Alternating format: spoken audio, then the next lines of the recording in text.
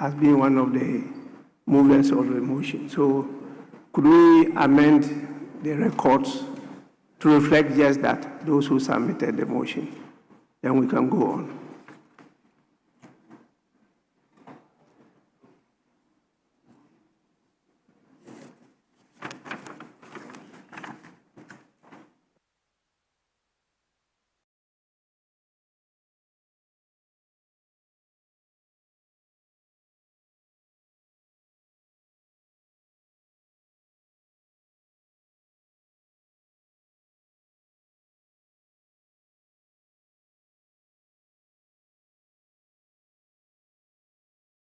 Yes, so please, could we go on?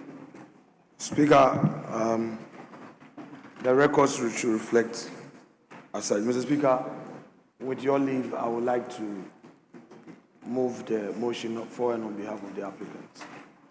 Oh, so the minority leader wants to move it on behalf of the applicants? Yes, Mr. Speaker. So, Speaker, with respect. I think that's the understanding of leadership. They are moving He wants the motion to move it on behalf of the applicants. Mr. Speaker, I was conferring to find out whether we have a quorum to take decisions on the motion.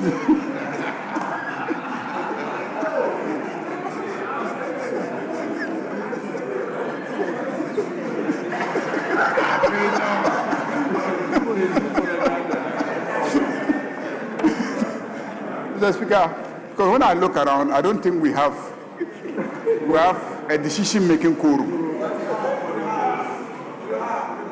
There's no decision-making quorum.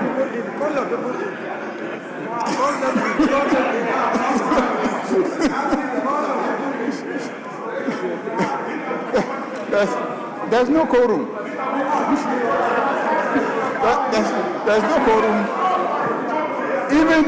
Even those listed as sponsoring the motion, they are even not there. That just exacerbates the quorum issue. There's no quorum to take a decision. No, there's no quorum. There's no quorum to take a decision.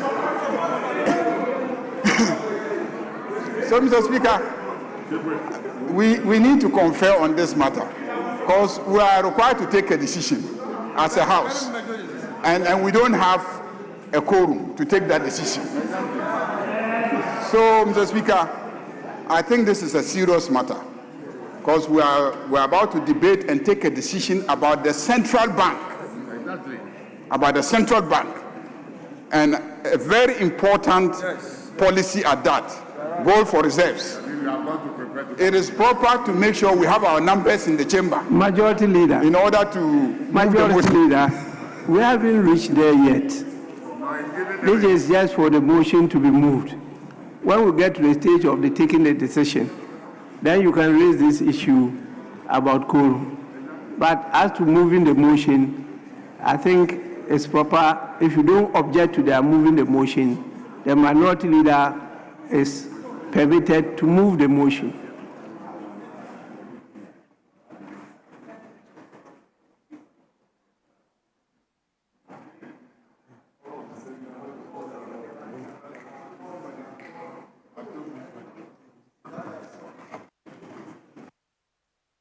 Mr. Speaker, it's not just a decision-making quorum that is absent. There's actually no quorum to even, proceed, to continue. That is how serious it is. There's quorum to adjourn. By our standing orders, I'll ask the clerk at table to draw attention to the numbers so that officially we can take a decision on it.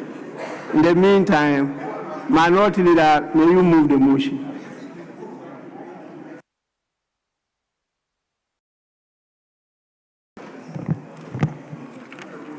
Speaker, with respect, I rise to move that this Honorable House, pursuant to Article 103 of the 1992 Constitution and Orders 204, 212, 213, 262, and 263 of the Standing Orders of Parliament established an ad hoc committee to investigate the gold for reserve scheme, including its design, implementation, governance, financial performance, environmental and public health implications, and any related matters. Mr. Speaker, in moving this motion, I do not do so lightly, rise under the weight of a duty that cannot be deferred. And I do so on behalf of every Ghanaian family whose hospital was never built, whose boreholes were never sunk, whose river was poisoned while the state stood by and counted its losses. I rise because, Mr. Speaker, within first 9 months of the operations of Gold Board, $214 million of the people's wealth has vanished, and this Parliament, the sovereign custodian of national interests, is entitled, indeed, obligated to know why. Mr. Speaker, it is my contention that this is a golden betrayal, and today, Mr. Speaker, we begin to demand... Honorable Minority Leader, just a minute. Very well, Mr. Your Speaker. colleague is on his feet. Yes, please. Mr. Speaker, Order 119 says that a member shall not read the member's speech to the largest extent possible, but may read extracts from written, printed, or electronic documents in support of the member's submission, or may refresh the member's memory by reference to notes. Mr. Speaker, since he started, he has been reading copiously. Copiously, word to word. Mr. Speaker, that's not what is supposed to happen. He's been asked to move a motion. You move the motion, but he's reading a speech in clear violation of the standing orders. So he must be called to order.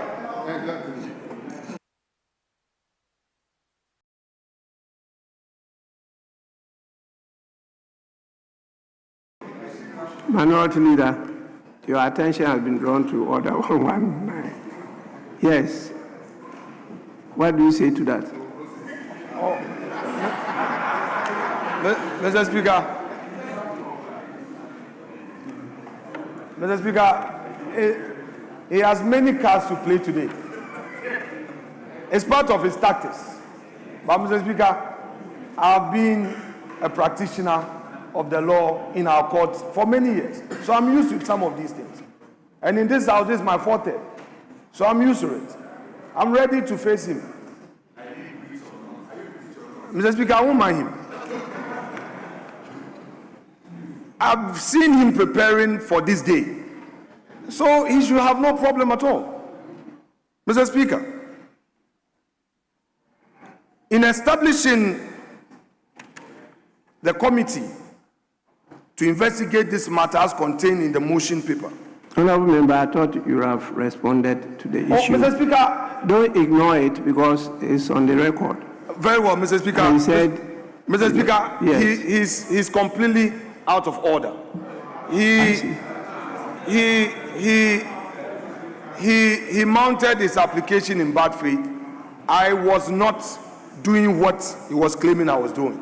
Mr. Speaker, I was making reference to my notes. And Mr. Speaker, it is important that part of the standing orders must not be misconstrued and must not be abused. In making submissions, you need to prepare. You don't speak extempore. This is an important, Mr. Speaker, with respect, this is an important matter. A motion is being moved. I need to rely on my written submissions. Mr. Speaker, it is going into Hansard.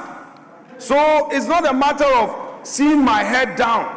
I am referring to my written submission. And Mr. Speaker, that is what I'm doing. I am not doing what he thinks I am doing. And Mr. Speaker, you are the presiding officer. If at any point it becomes so evident that I am not moving a motion and I'm not making a submission, you will know. So, Mr. Speaker, please rule him out of order and just so we don't spend so much time, I need to continue moving my motion.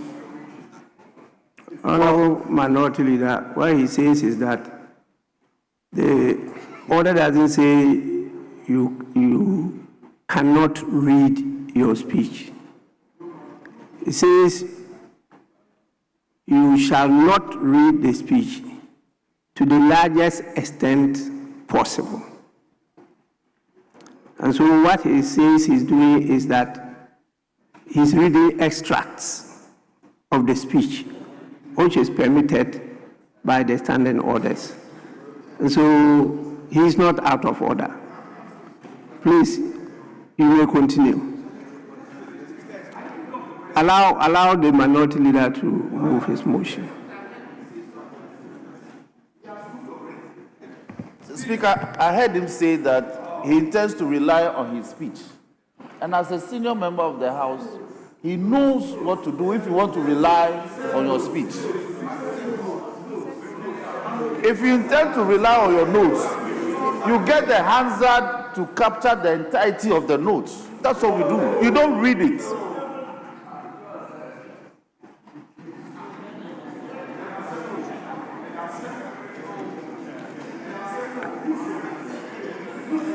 Minority Leader, you may move your motion. Speaker, in moving this motion, it is important that we establish the constitutional imperative that allows this process. Mr. Speaker, in doing so, I must state that Article 103 of the 1992 Constitution empowers this House to proceed in terms as applied for. Mr. Speaker, clearly, 1992, the Article 103 is not a mere suggestion. It is a sacred charge, and it empowers the House to appoint committees and mandate those committees to investigate and inquire into activities and administration of ministries, departments, and agencies. Speaker, that provision exists precisely for moments like this, when a public institution entrusted with a strategic national resource has allegedly failed to catastrophically ensure that it protects public funds. Mr. Speaker, Parliament must intervene. Mr. Speaker, again, Standing Orders 204 and 212 confer upon committees of this House the general powers to send for persons, papers, and records. Standing Orders 213 and 263 mandate committees to investigate and inquire into activities of public bodies. And under Standing Orders 101, 103, and 105, this private member's motion has been properly noticed and meets all requirements of admissibility. Mr. Speaker, the provision I invoke is a pillar. Together, they form the constitutional architecture that makes this motion not merely permissible but necessary. Mr. Speaker, now let me delve into the financial catastrophe, the heart at this motion. $204 million gone just within the first 9 months of the operations of Gold Board. And by December 2025.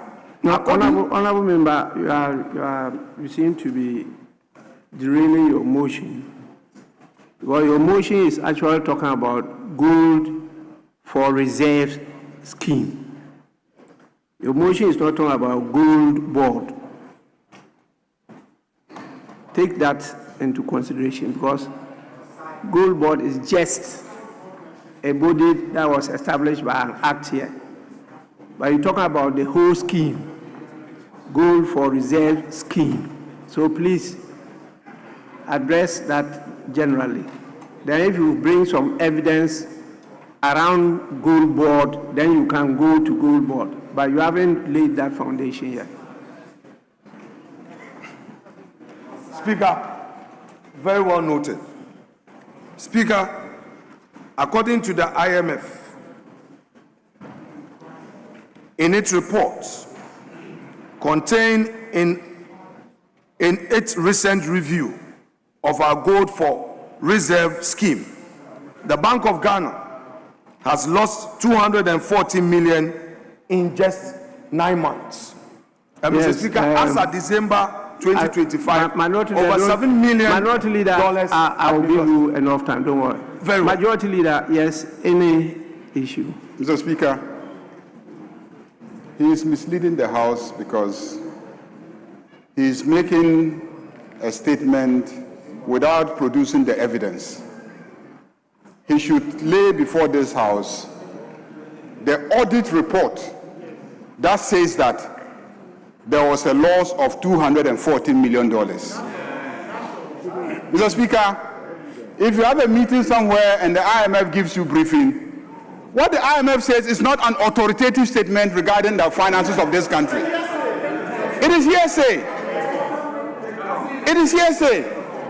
Until there is an audit and the audit report is presented in this House, and that becomes the basis for a debate. You can't just get up and say IMF says that, and if IMF says that 240 million is lost, on what basis? On what basis? I want a document. I want a document, a report from the IMF laid in this House. Laid in this House so that we will look at it. Mr. Speaker, I object to that portion and demand that he lays the report. Majority Leader, so far, what he referred to is a statement of the IMF. That's what he has just referred to. He hasn't laid the statement, but he referred to a statement. Unless you are raising the issue that the IMF never made such a statement. That is different from now talking about audited report. When he just referred to statements, did the IMF make such a statement? If yes, then he can go on. And in your submissions, then you can raise the issue that this was a mere statement by the IMF, no audited report, no this and that, those things. But he has the right to refer to the statement that was made by the IMF. That's what he has done. He hasn't gone beyond that. So please, I don't think he's out of order. Leader, yes? See, Mr. Speaker, Rule 103 Yes. says that a motion shall relate to a definite issue and not contain arguments, inferences, ironical expressions, imputations, or about an organization such as the central bank, based on somebody's statement, which tends to bring the bank into disrepute. Something that brings the reputation of the bank into disrepute, the image of the bank into disrepute, without any documentary evidence, no audit. And even when the central bank says, wait, I'm conducting an audit on myself, we're engaging experts, wait till the experts finish the audit, then we will know exactly what the problem is. But when you say this is the loss, if it turns out in future that that's not the loss, the bank would have been defamed. So that is why I am reluctant to allow this motion at the IMF. And where is the copy of the statement? Lay the copy of the statement here.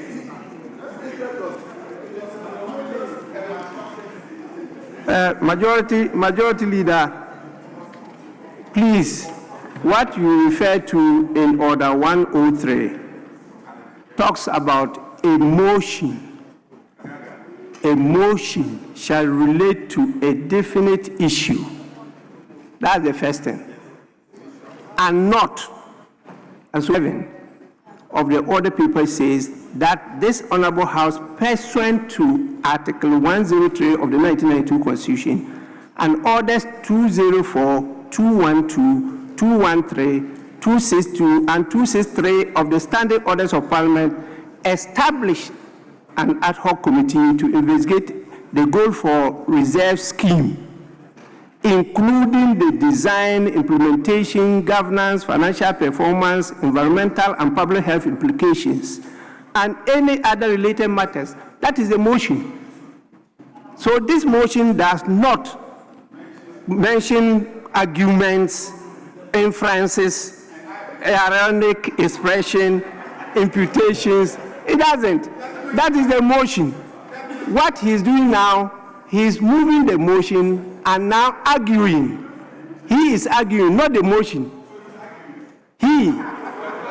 What is the motion supposed to do? So when you are drafting the motion, you should make sure that in the wording of the motion, you don't include what the Order 103 says and not include. You understand? So in the motion itself, these things are not there.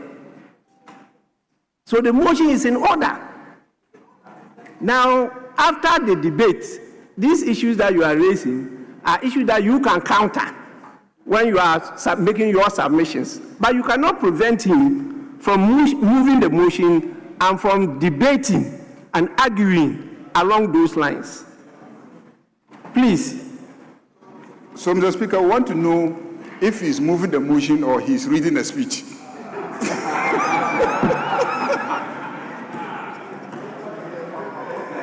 Now, you want us to define what moving a motion means. And if you look at the definition section of the standing orders, a motion is defined. And so you see what the person is called upon to do. Yes, and when you are asked to move a motion by the definition, what are you expected to do? Read it. Motion. What are you expected to do?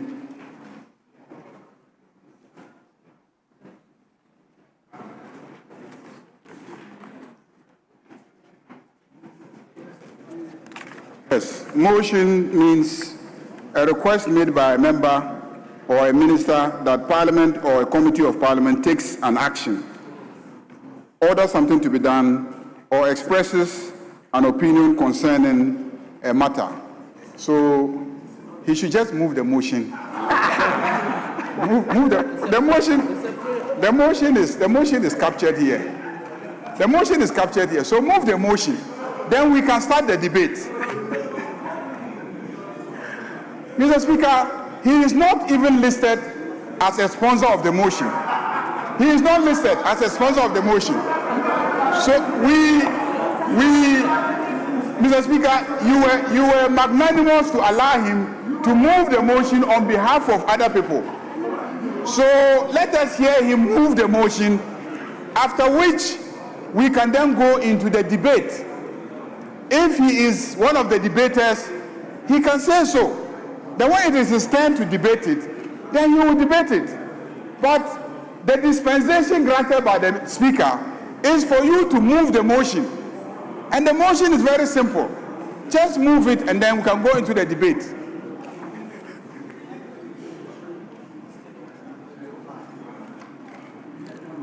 Minority Leader, you are quite in order. You are moving the motion by requesting Parliament to do something. And that something is to establish an ad hoc committee. So exactly what is required by you by the standing orders to do. And that's what you are doing. So please, you may continue.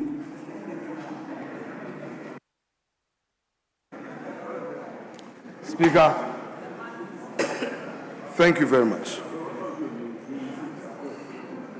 Mr. Speaker, a need-fit review under the Extended Credit Facility Arrangement for Ghana, IMF Country Report 25/243, Staff Report completed December 3rd, 2025, which same has been published, Mr. Speaker, indicates that 214 million were losses incurred by Central Bank, and this House must now pose a significant downside risk question as to whether the entire economic stabilization program, of which, as part of the Gold for Reserve scheme, the Gold Board was established for the purposes of helping same, is at a risk.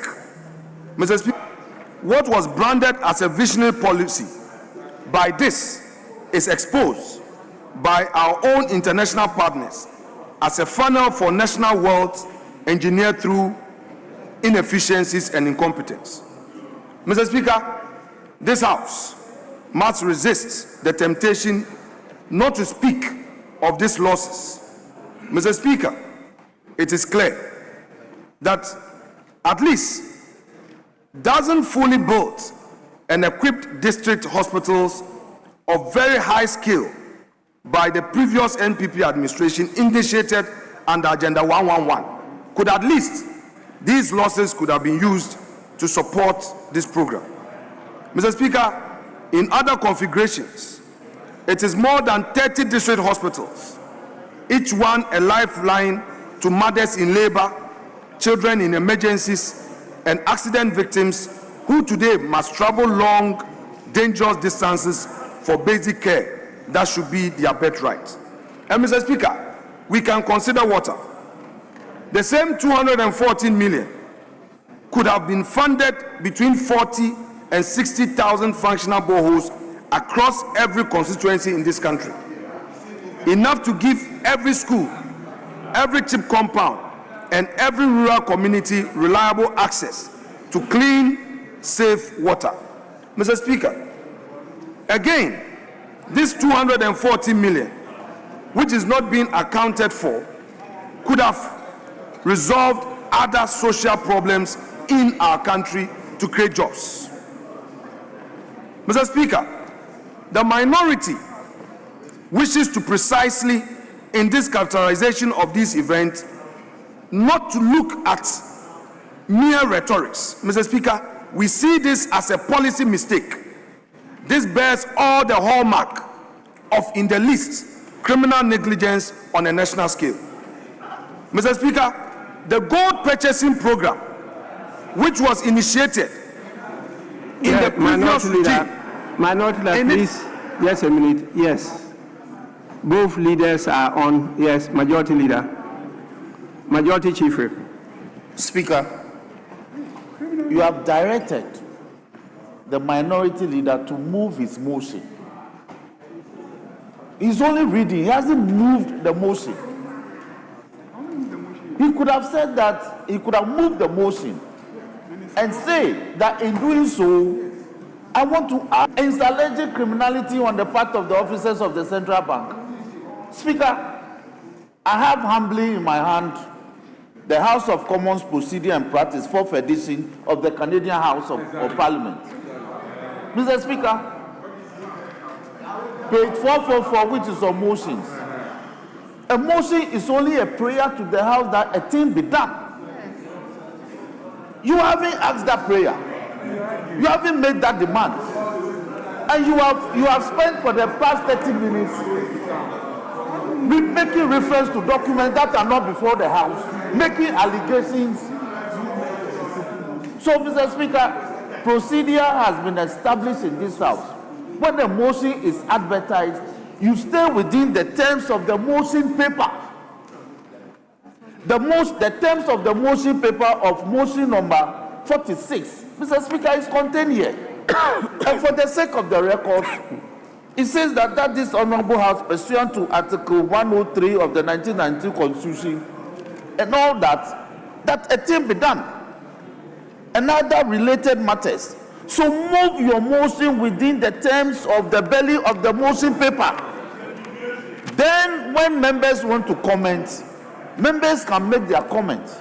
Then the House will take a decision whether or not your prayer be acceded to or rejected. That's where we are. So don't turn the prayer which has been granted by Speaker for you to move a simple motion into a press statement on the floor. We will not countenance it, Mr. Speaker, with all due respect.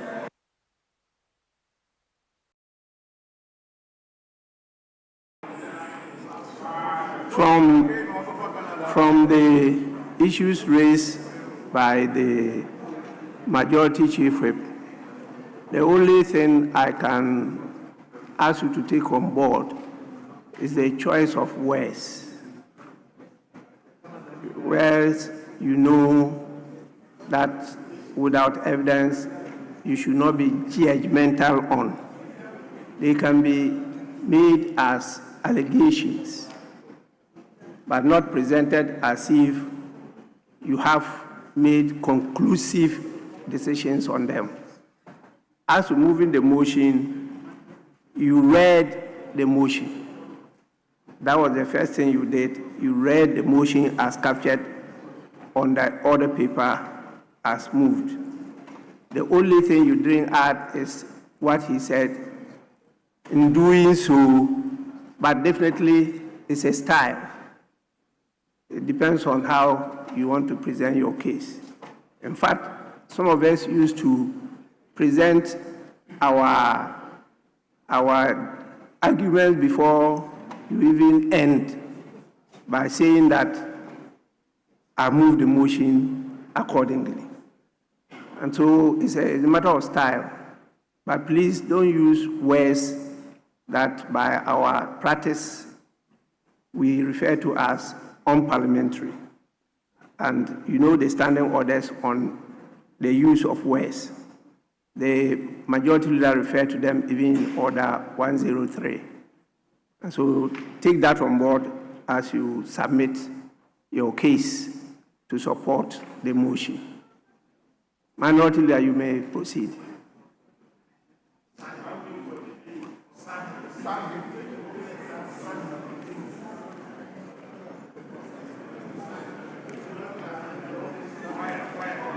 Mr. Speaker, I contend that this action has the hallmarks of negligence. Mr. Speaker, this gold purchasing program is supposed to bring relief to the people of Ghana. It is not a ticket for causing financial loss. Many Ghanaians suffer unemployment, while market women reel from the impact of tariff hikes, while public services collapse. A small and well-connected elite cannot participate in this program, which program will lead to wealth creation and losses to the state. Mr. Speaker, this cannot be acceptable. Mr. Speaker, we also believe that the environmental complicity must be looked at. And on this, Mr. Speaker, I submit that the issues of Galamsey that is unfolding in our country and linked directly to indiscriminate mining is causing our environment. Mr. Speaker, illegal mining has exploded to unprecedented levels, and we all know that as a country. Our rivers, the Pra, Birim, the Ankobra, are all contaminated with mercury and cyanide. Our forest reserves are being razed. Our cocoa farms, the backbone of rural livelihood, are being destroyed. Mr. Speaker, as global gold prices surged, this government responded not with enforcement and accountability, but with a buying scheme that has effectively legitimized destruction. I beg to submit. Mr. Speaker, under the gold for reserve scheme, we know that the main vehicle undertaking this enterprise is Gold Board. Mr. Speaker, its operations, in our view, does not distinguish between regularly mined gold and illicit gold. Mr. Speaker, that gap in regulation must be looked at. Mr. Speaker, mining experts and civil society organizations have raised serious and documented questions about Gold Board's supply chain. The entity claims to purchase only from licensed miners, but it cannot demonstrate that the gold it buys does not originate from legal sources. Speaker, specialists have warned, and they have warned repeatedly, that much of this so-called small-scale gold is laundered through formal license held as cover for illegal operations. Speaker, gold boards' disclosure practices fall catastrophically short of international standards. It cannot provide mine-level traceability. It lists only broad regional sources in flagrant disregard of OECD guidelines for responsible mineral supply chains. Mr. Speaker, I state this plainly. When an institution cannot prove it is not funding galamsey, it has lost all moral credibility.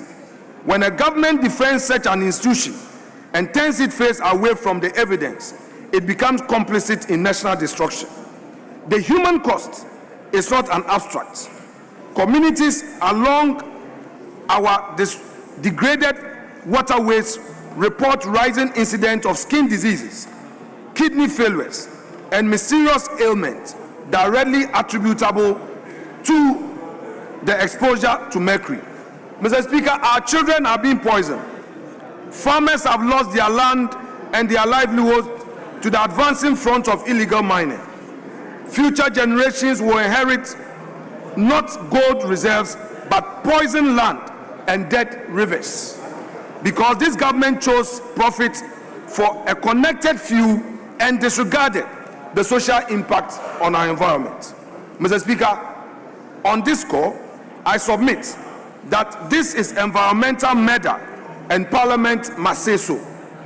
Mr. Speaker, let me proceed to state why there must be a committee to look into this matter.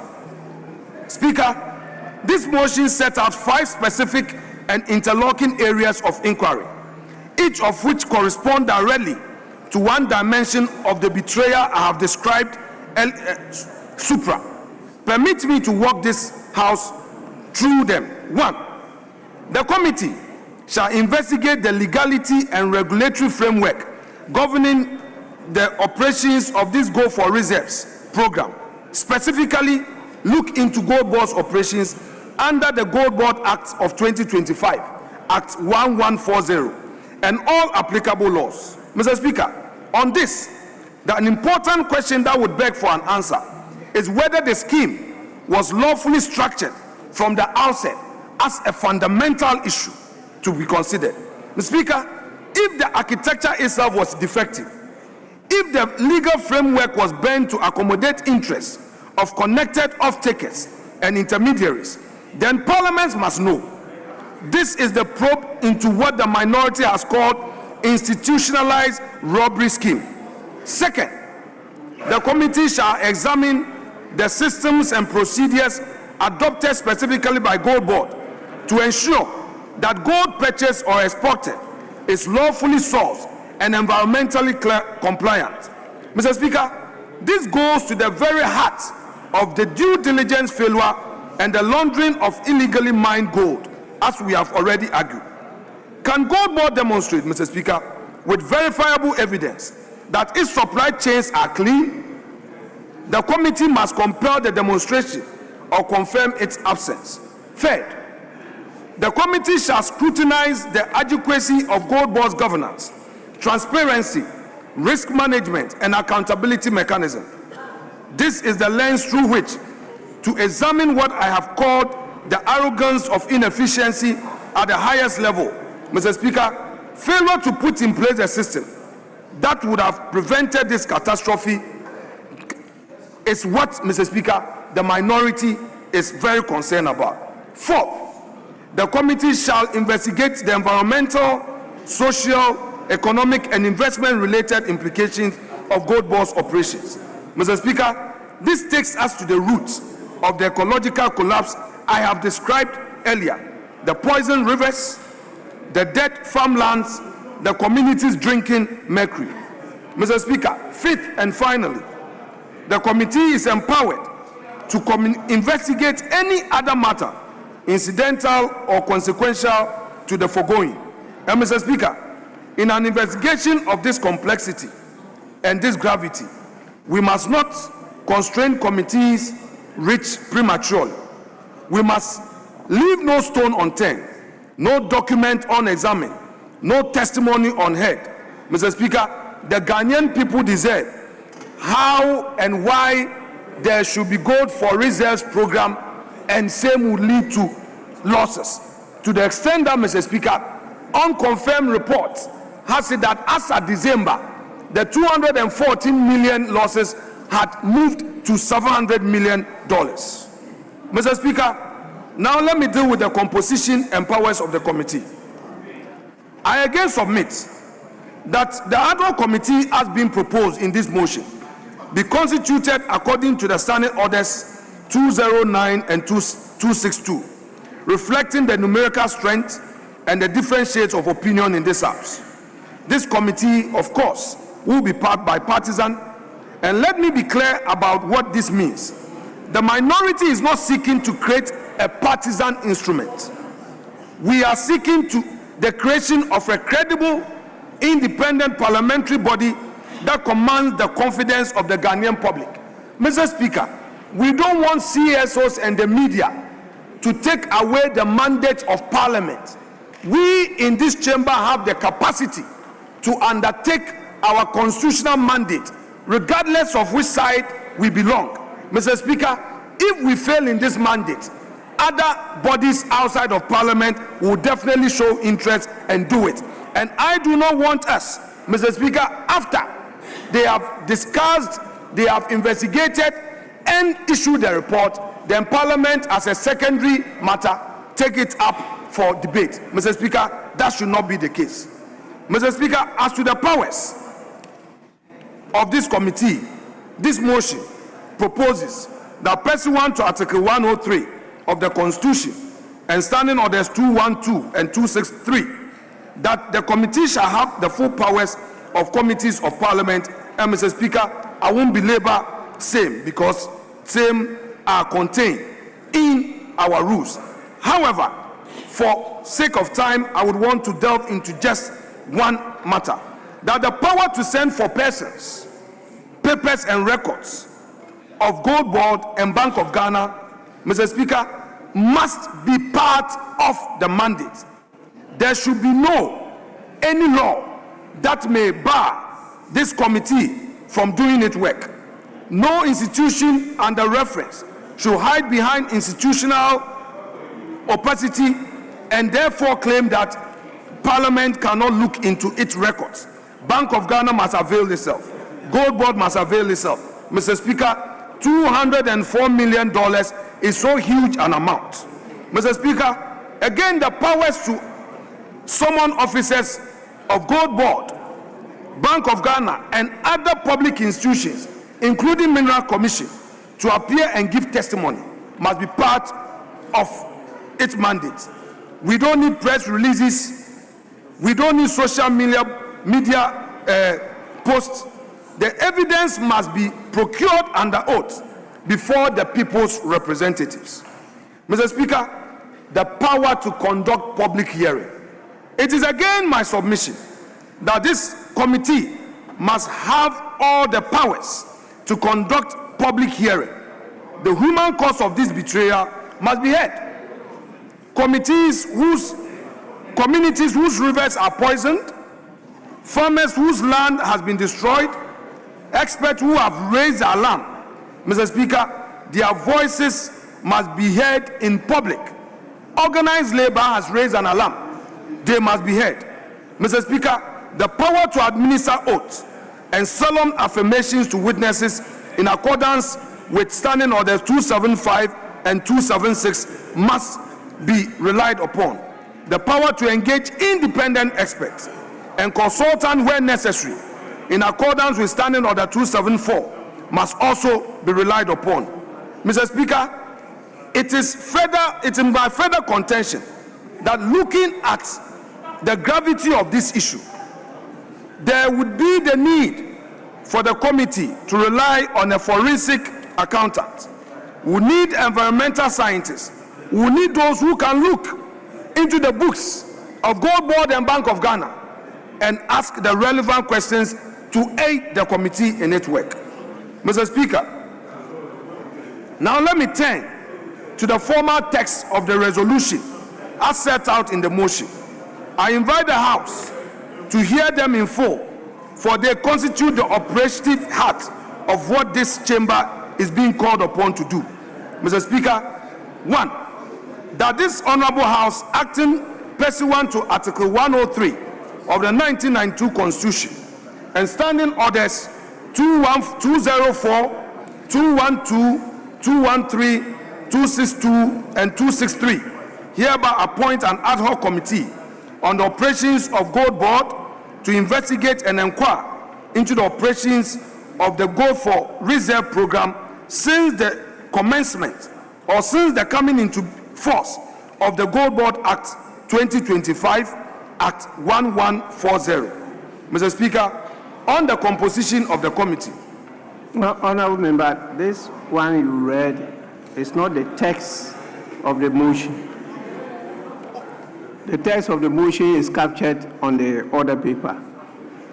You have added some other things, used some words that are not in the motion. I don't know which one you want us to take. What you are just concluding now, or what you started with. Speaker, with respect, I take your guidance and rely on the advertised motion, the text of the advertised motion, that the ad hoc committee shall be constituted in accordance with the Standing Orders 209 and 262, reflecting the numerical strength of the House. Mr. Speaker,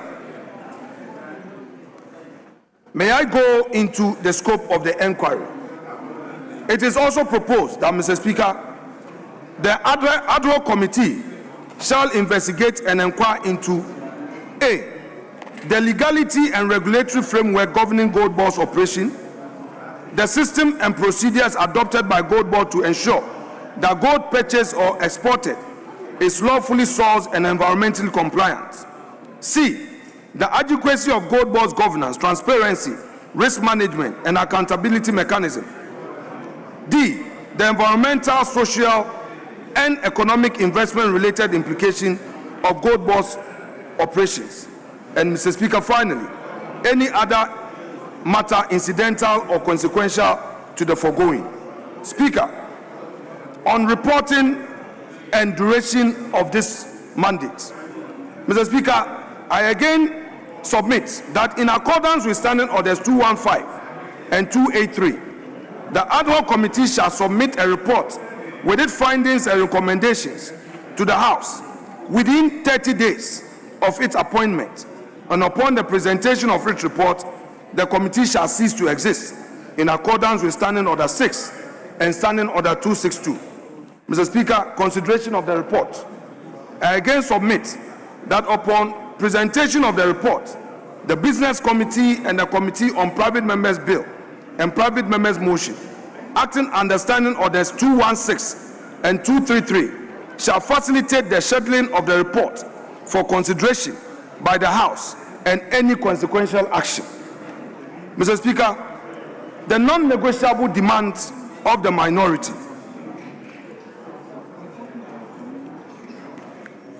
Mr. Speaker, we, in the circumstance here too, demand full and immediate disclosure that the Bank of Ghana, the Gold Board, the Minerals Commission, and all other regulatory institutions that worked on this Gold for Reserve program and off-taker contracts, the era of secrecy is over. An independent cost-benefit analysis must be conducted. An independent cost-benefit analysis must be conducted to determine whether this scheme should be suspended forthwith, pending the committee's findings. We demand emergency environmental measures. We demand ultimate accountability, given the scale of the failure and the profound breach of public trust. We hold a view that, Mr. Speaker, the governor of the central bank and all directors, the chief executive of Gold Board, and all officers must make themselves available. And Mr. Speaker, we demand that if established, all those who may be implicated in any form of negligence must face the full rigors of the law. Mr. Speaker,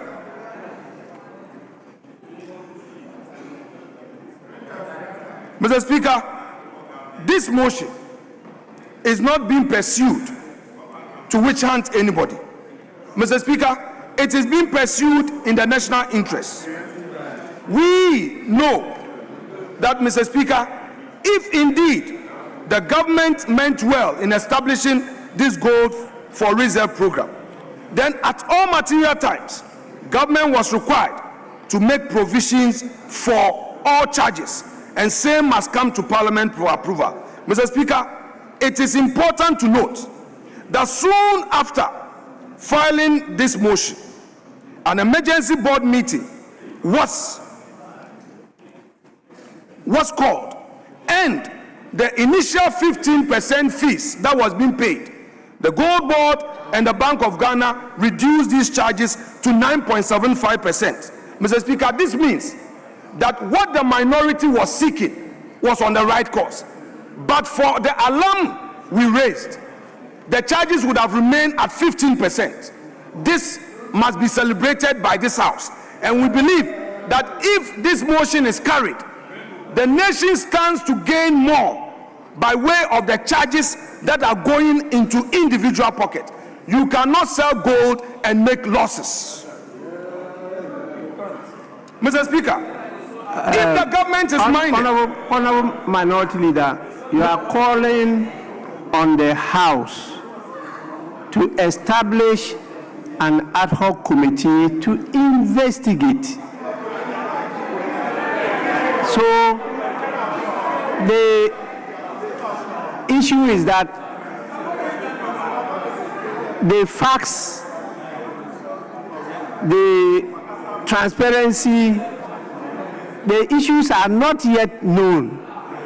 And so that's why you are calling for investigation. Now you are going beyond that to tell us things that you say do exist when you have not yet done the investigation.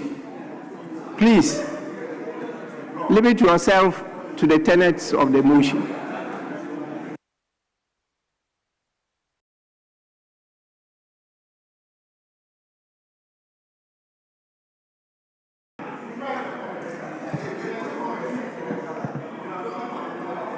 Mr. Speaker,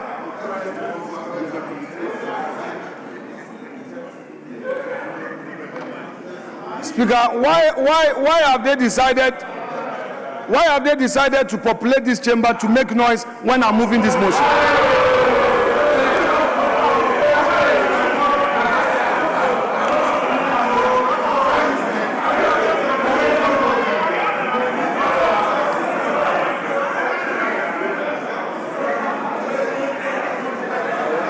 Yes, honorable members, please, Deputy Majority Whip. Mr. Speaker, thank you very much. Mr. Speaker, it's about time we respect each other. Always the kind of vulgar language the minority use on us is not appropriate. To say that you've populated this chamber to make noise. How? We are colleagues. We represent constituencies. You and I came to this house together. And you can't refer to me that I'm making noise here. We respect leaders, and leaders must respect everyone. Please, withdraw that statement. Mr. Speaker, since I started with my motion, I decided to keep my calm. I will respond to you. Mr. Speaker, they populated the chamber and they've been making noise. That is my argument. You've been making noise. Shout, I demand your silence. I demand your silence. You should be quiet and listen. Please, Honorable Minority Leader, your choice of words were offensive. Please, honorable members, throughout your submissions, I did not hear noise in the House. Objections were raised, which are acknowledged and are overruled. But after I did that, the right side of the House were listening to you attentively.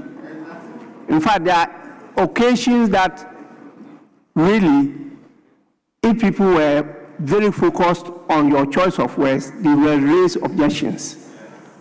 But I saw the majority leader bent on preparing himself to respond.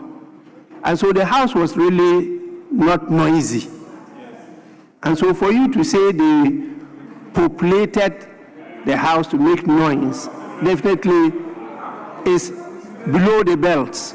And I think that you should withdraw it and apologize.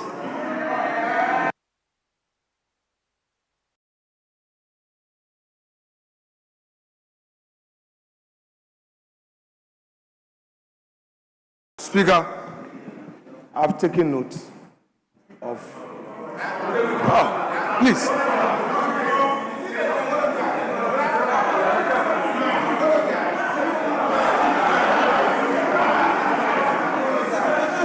Honorable members, minority leader, please. I didn't tell you to take note.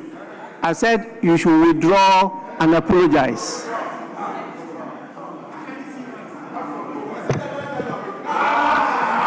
Honorable member, you cannot see noise. You hear noise.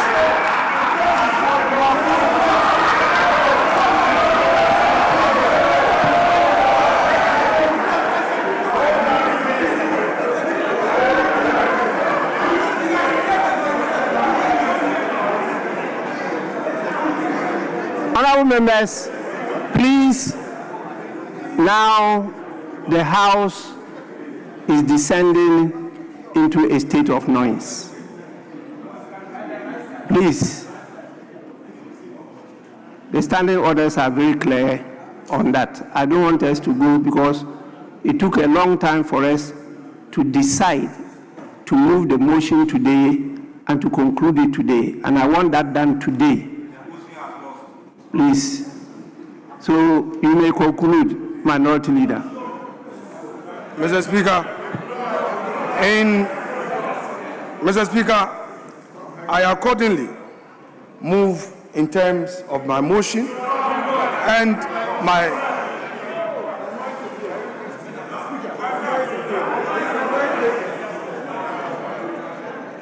submissions thereto, Mr. Speaker, so move.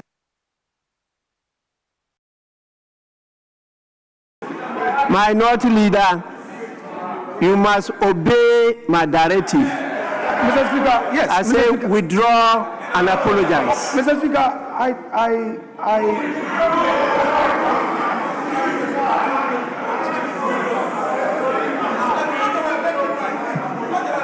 Mr. Speaker, you had directed that the concerns raised must be so considered, and I did so. But Mr. Speaker, for the avoidance of doubt, those concerns, I've taken them back. And Mr. Speaker, I tell them as colleagues, they should let it slide. This is a very good day for all of us. Thank you, Mr. Speaker.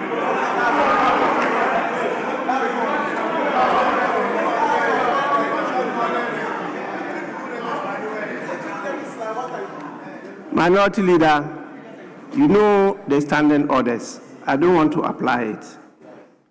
Withdraw and apologize. Mr. Speaker, for want of a better word, I say sorry to them.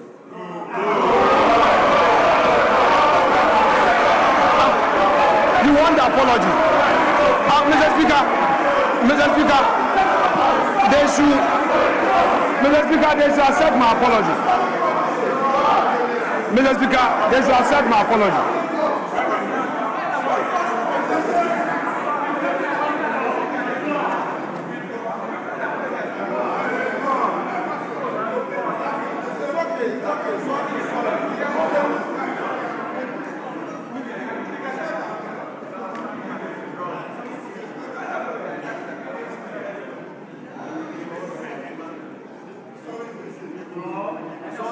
Minority Leader, I haven't heard you yet. Mr. Speaker, I've done so. Mr. Speaker, I have said that those concerns are hereby withdrawn, and Mr. Speaker, they should accept my apology. In all fairness.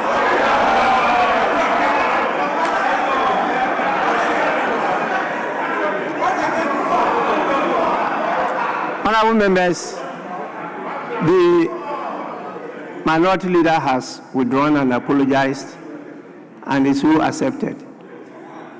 Now, he has concluded moving the motion, and I'll ask for a seconder. Yes, please.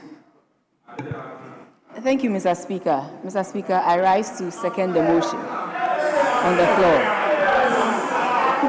Can we stop the noise? Honourable members, please. Let there be silence. Yes, Majority Chief Whip. She hasn't seconded the motion yet. Yes, please.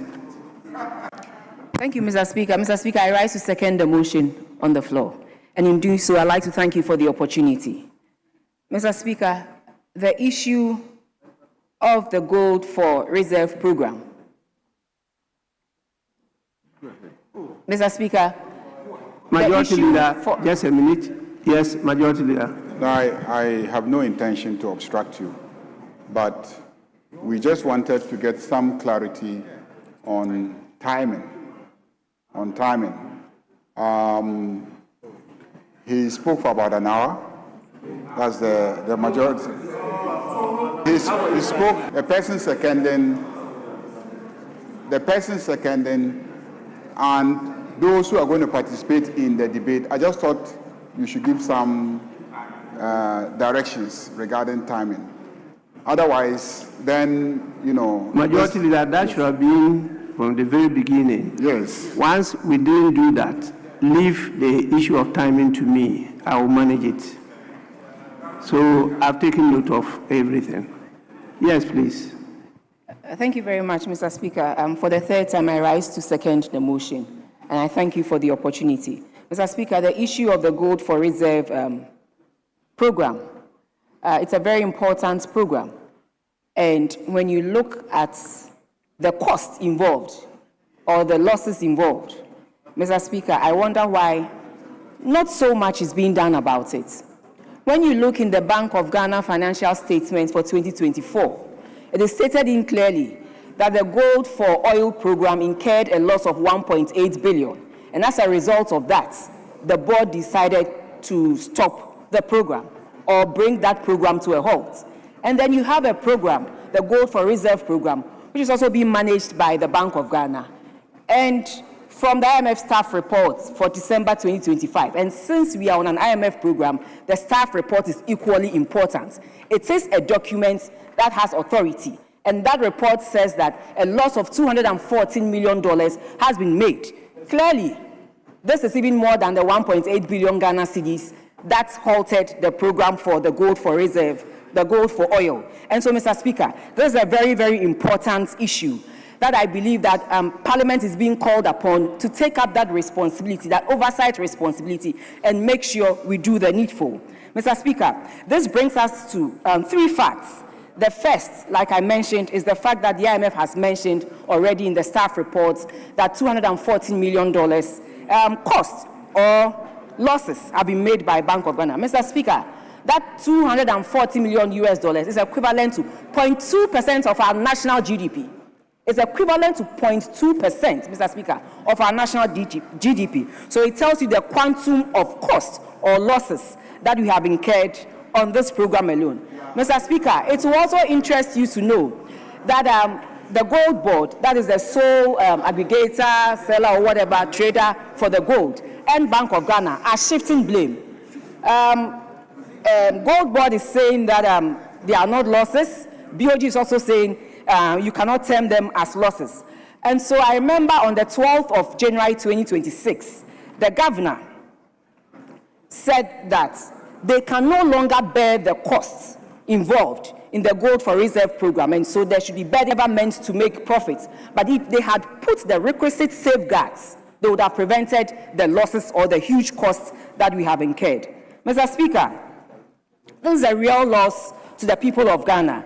I say so because the $240 million is equivalent to 29 times the allocation that this House approved for their cherished and most prized policy, the 24-hour economy. It is 29 times the cost of the amount of money that we approved for the 24-hour economy. I thought this was a cherished and a prized policy, and so you rather focus on putting in more money, but yet you've gone ahead to make a loss that is 29 times more than what you put in, the 110 million you put in for the 2020, for your 24-hour economy policy. Mr. Speaker, till date, we are yet to see the 1 job, 3 people, 3 shifts for the Ghanaian youth. Till date, we are yet to see, but yet we are able to incur a cost that is 29 times the allocation of the budget that you put in. Mr. Speaker, my leader also mentioned that truly this huge cost or loss is costing us about 30 new hospitals or the completion of 50 of the Agenda 111 hospitals. And I believe that this would have gone a long way. This would have gone a long way to address the no-bed syndrome that is killing a lot of people unnecessarily. Maybe you haven't lost a relative through that, so you can sit here and say what you are saying. But if these losses had been channeled into some of these things, we could have prevented the issue of the no-bed syndrome that we are facing as Ghanaians today. Mr. Speaker, to add to the loss, I would also like to remind this House that in 2025, we approved $279 million for the Gold Board. In 2025, we approved $279 million for the Gold Board. Mr. Speaker, in the 2026 budget report that was presented to us, for the first 9 months, they hadn't touched it. But then we were told that they were going to utilize it in the last quarter. We need to find out how these monies were utilized, Mr. Speaker. That is very important. That is why there is a need for us to set up the ad hoc committee to find these things out. Mr. Speaker, I must also say that there's a pattern here. Losses are declared, losses are denied. Costs are being redistributed in the name of what? Burden sharing. Mr. Speaker, this is not transparency. This is contradiction. And that is why there is a need to set up the ad hoc committee to address some of these things. We were also told that this policy was used to stabilize the cedi. Surprisingly, it was able to stabilize the cedi, but it wasn't able to sustain the costs involved. How is that possible, Mr. Speaker? How is that possible? And that is why there's a need for us to set up the ad hoc committee to look at some of these things. Mr. Speaker, there was also another thing that the IMF flagged, and that was the significant downside risk, Mr. Speaker, arising from the program, including 1, the losses from failed trades, 2, elevated fees, elevated off-taker fees, and high operational costs. Mr. Speaker, in plain language, this is it. They are selling at a very low price, they are buying at a high price, and in between that, there's a lot of costs going on.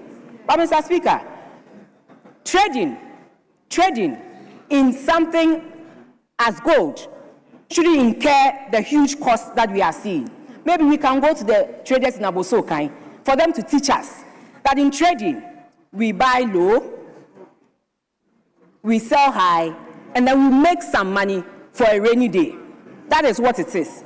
We buy low, we sell high, and make some money for a rainy day so that we don't get to incur the huge cost that we are incurring. That is costing us so much in terms of money. So, Mr. Speaker, that is why there is a need to set up this ad hoc committee to go into this and look into how all these things occurred. Again, Mr. Speaker, there is also a serious allocation with the supply chain integrity. Mr. Speaker, questions are being asked about traceability, the due diligence, and whether illegally sourced gold is entering a state-backed program. Mr. Speaker, this is very, very important. there are questions about traceability, due diligence, and whether illegal gold is being sourced to enter into the state-backed program. But, Mr. Speaker, if that is the case, that illegally sourced gold is entering a state-backed program, then, Mr. Speaker, the government is not just managing a very bad policy, but the government is also institutionalizing an illegality, and that shouldn't be. If this is true, Mr. Speaker, then the government is not only managing a very bad policy, but also institutionalizing an illegality that we should quickly, as Parliament, look at it and make sure we bring it to a halt. Mr. Speaker, another concern has to do with the area of procurement. Concerns have been raised about the sole sourcing arrangements of the sole aggregator for our gold. That's the gold board. Mr. Speaker, it started from modernization of office buildings, where close relatives of people very close to the government were given sole source contracts to modernize office buildings. Mr. Speaker, it's also started with the selection of aggregators, and that is why there is a need for us to set up the ad hoc committee to look into this. So, Mr. Speaker, I think some of the questions that we should be asking are: 1, where is the transparency? 2, where is the competition? 3, where is the value for money? Surprisingly, Mr. Speaker, just 3 days ago, we passed the value for money bill. We passed the value for money bill. So in one hand, we are passing a bill. On another hand, we are doing something different. This is what the Gen Zs will say, atasa. Atasa.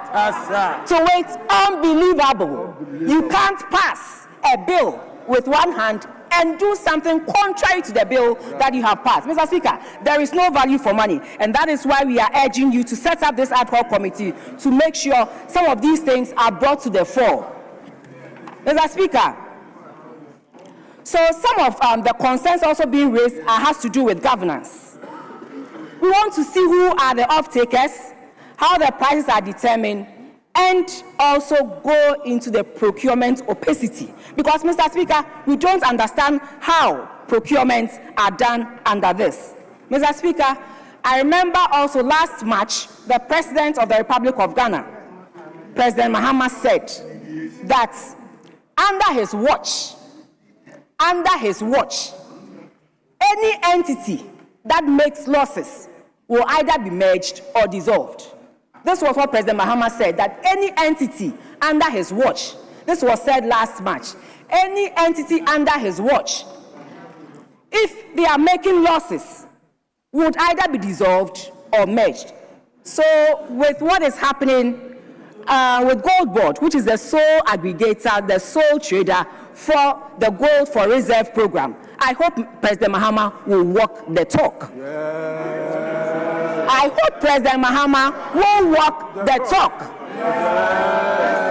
Mr. Speaker, this was also confirmed just recently by our Deputy Minister for Finance when he met SIGA with the other stakeholders, with the entities. He also confirmed, saying that this is the position of President Mahama. And so, like I'm saying, I hope President Mahama walks the talk.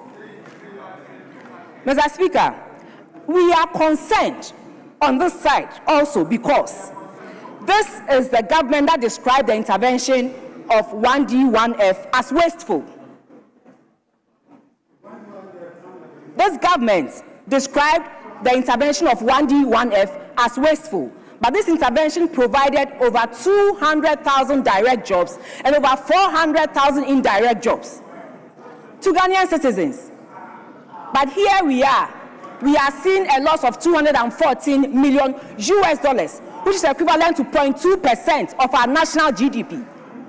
And that is why, Mr. Speaker, we are impressing upon you to set up the ad hoc committee to make sure we go into this and see how best we can salvage the situation.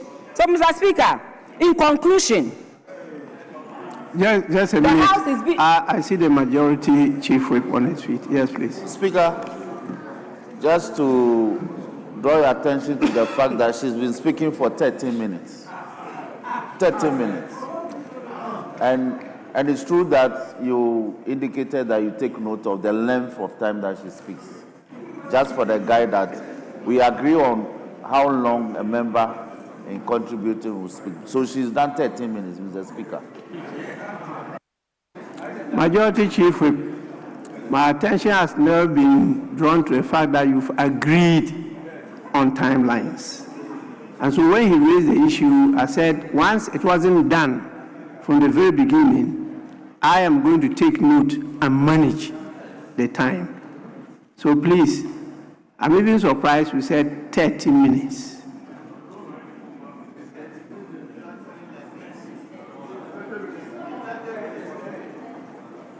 Now, who is keeping the time? Yes, so please, leave it to me.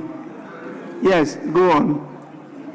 Thank you very much, Mr. Speaker. So, Mr. Speaker, the House is being called upon to exercise a constitutional mandate in Article 103. And so we cannot, this House cannot outsource accountability. This House cannot postpone responsibility. And that is why there's a need for us to interrogate this. 1, look at the pricing structure.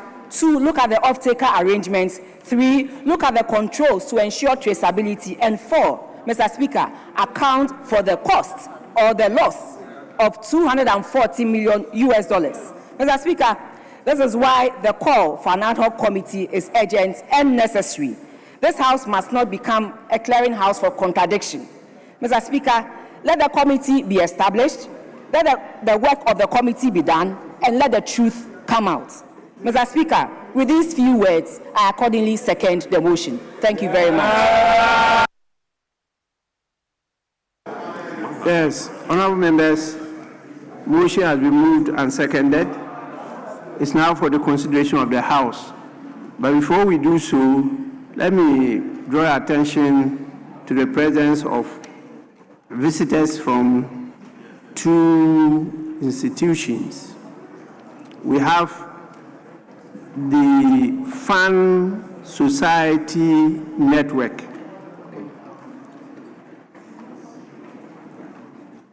"47 of their members are here, and this network is located in the Ayawaso West.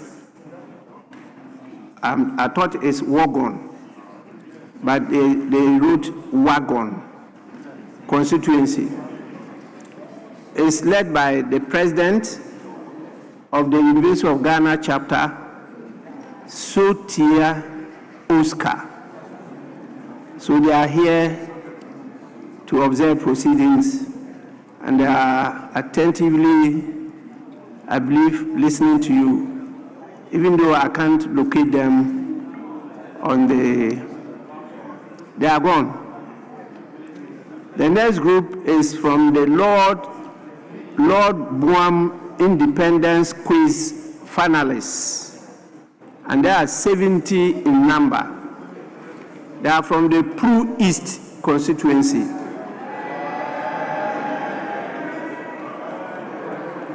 The lead organizer of this group is one James Azupeu.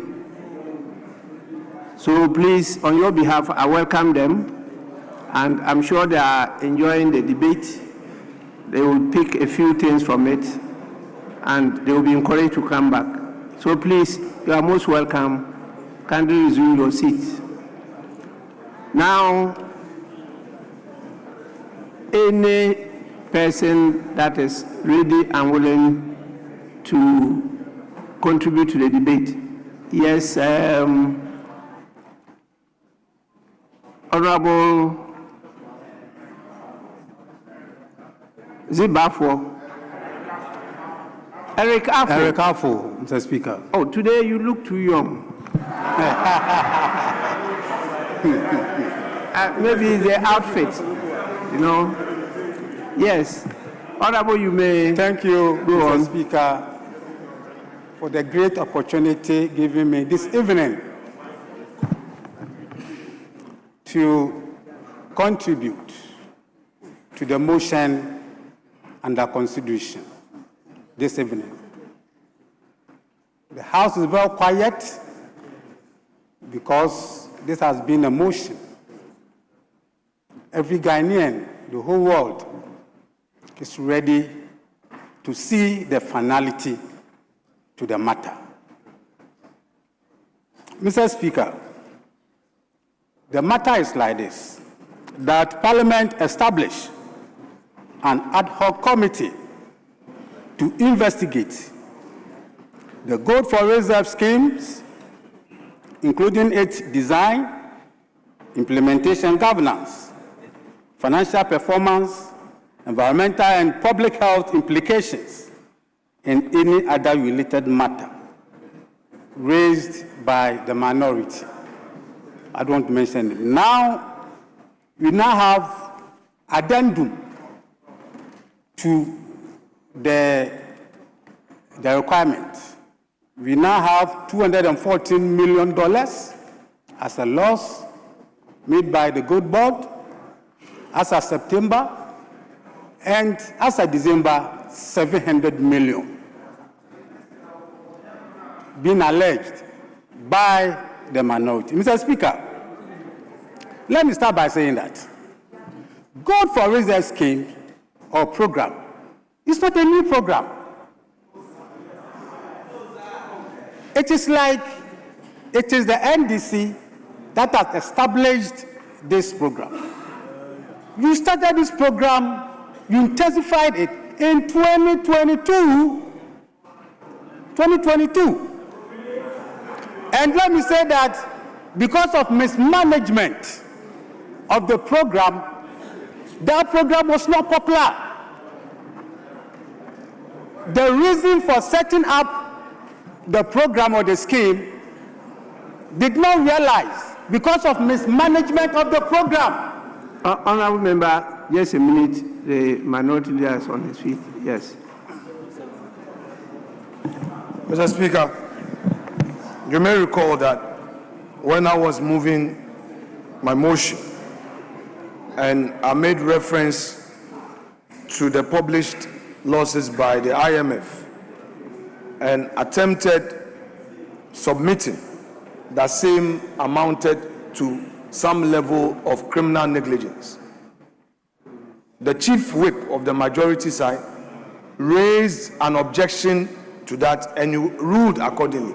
Mr. Speaker, I oblige. The member who is on his feet is arguing that there was mismanagement of a program under MPP administration. Mr. Speaker, what is good for the goose is good for the gander. Can he, Mr. Speaker, can he provide any report to substantiate? Mr. Speaker, it would be, Mr. Speaker, he also says that there is some addendum. There is some addendum to the motion. Mr. Speaker, there is no such thing as addendum to the motion. We have not published any addendum to the motion. So I want the honorable member to take note. Honorable Minority Leader, the seconder of the motion referred to the fact that this gold for reserve scheme was started by the former regime and stated clearly that it led to a loss of 1.8 billion cedis. As a result of that, it was stopped. That came from the seconder of the motion. So that has already been provided for as part of the records of the House. Now, from there, she moved on to say that when the NDC took over and the IMF came up with a report of a loss or cost, as the two words she was using, of $412 million. $214 million. She was expecting that the NDC should have learned a lesson from it and to stop, but they are continuing and that as at another month, December, it has moved on to about 700. Yes, and so calculated that into a GDP of 2%, that amounted to that. I didn't hear points, I heard 2%, 0.2%. So that the basis have already been laid for the statement mismanagement.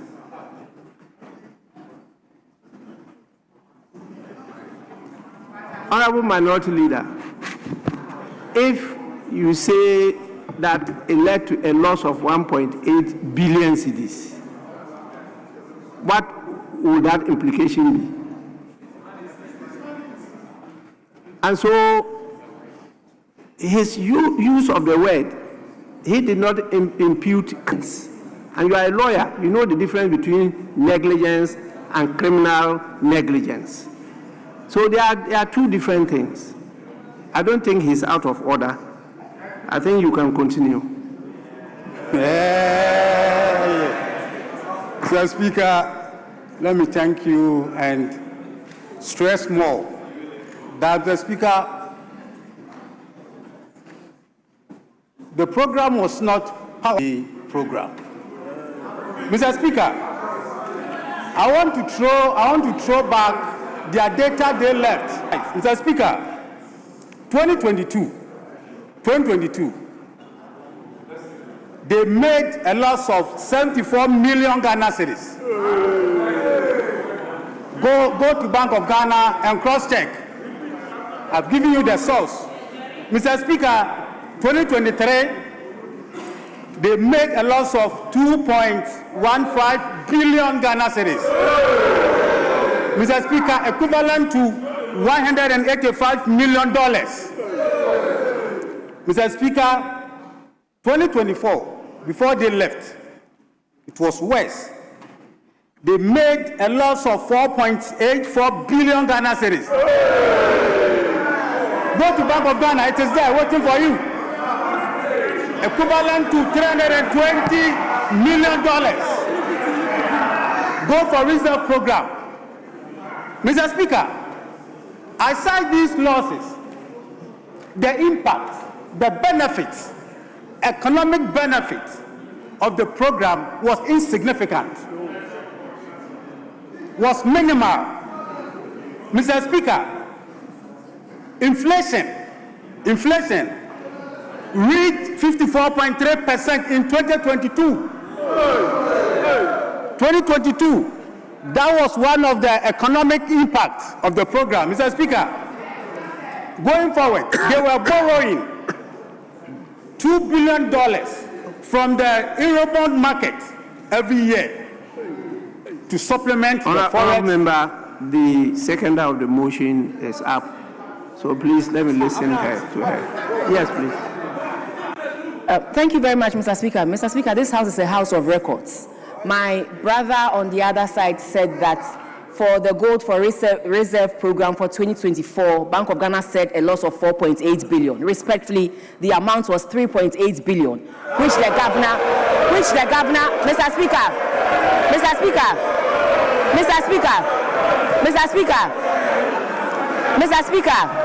I say so.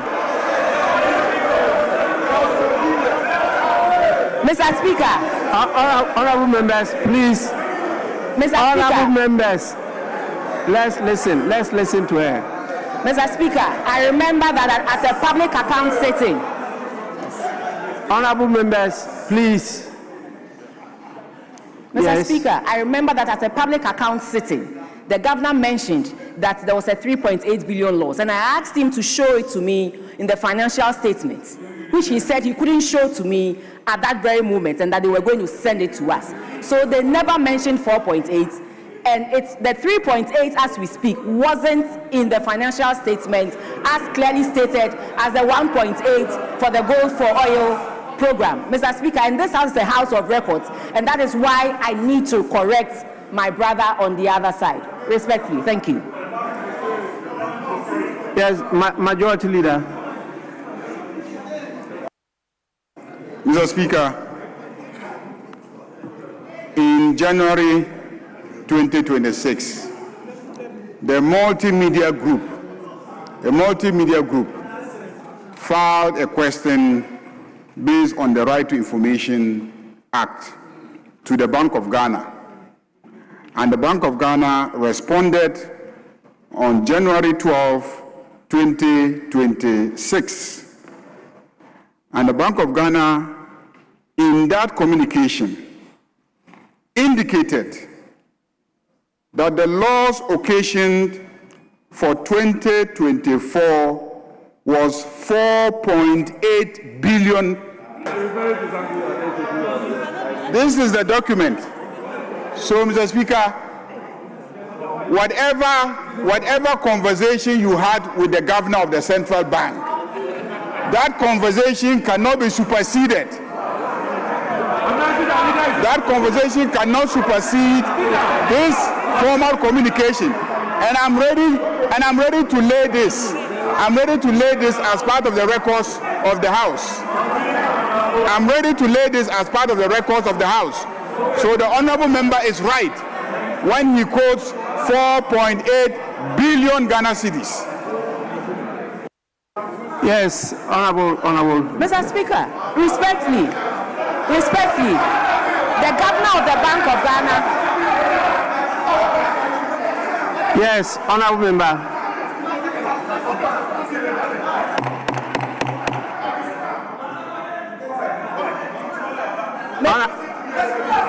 Mr. Speaker. Honorable members, I manage the House. I've given her the opportunity to respond. Thank you very much, Mr. Speaker. Mr. Speaker, the figure I'm mentioning was said under oath by the governor of the Bank of Ghana. So that if you are a public account setting, Mr. Speaker, honorable members, on the same day that this letter was issued. Yes. Please. I don't know why you are splitting hairs over this. If at the end of the day this House decides to establish the ad hoc committee, it will investigate all these things so that we can get to know the facts. So please, let's move on. Let's move on. We'll flag it and move on. The investigations will reveal, unearth all these things. Yes, honorable member, honorable Eric Afo, please, you may continue. Thank you, Mr. Speaker. Mr. Speaker, I'll give their figures back to them. I'll give it to you. Mr. Speaker, I was on economic benefits of the Gold for Reserve program. Mr. Speaker, within their time, from 2017 to 2024, you borrowed 604 billion Ghana cedis. MPP alone, for 8 years. Go and do the addition and subtraction. You borrowed 604 billion Ghana cedis. Mr. Speaker, you took the economy and the country to the IMF program. You sold our financial sovereignty.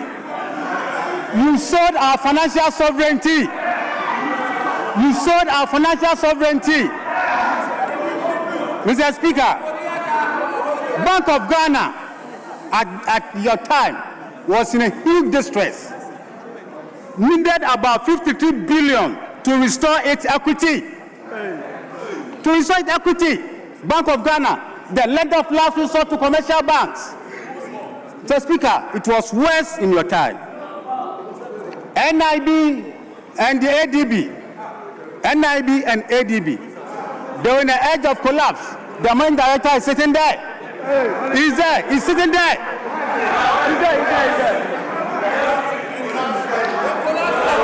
Mr. Speaker, the financial sector was nowhere to be found. Mr. Speaker. Hey, Jerry,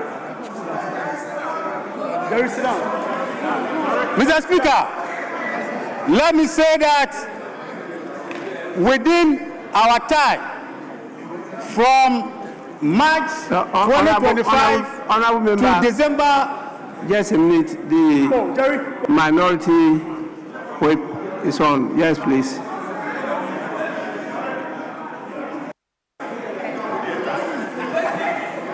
Right Honourable Speaker, thank you very much for the opportunity. Right Honourable Speaker, my colleague is virtually debating outside the motion.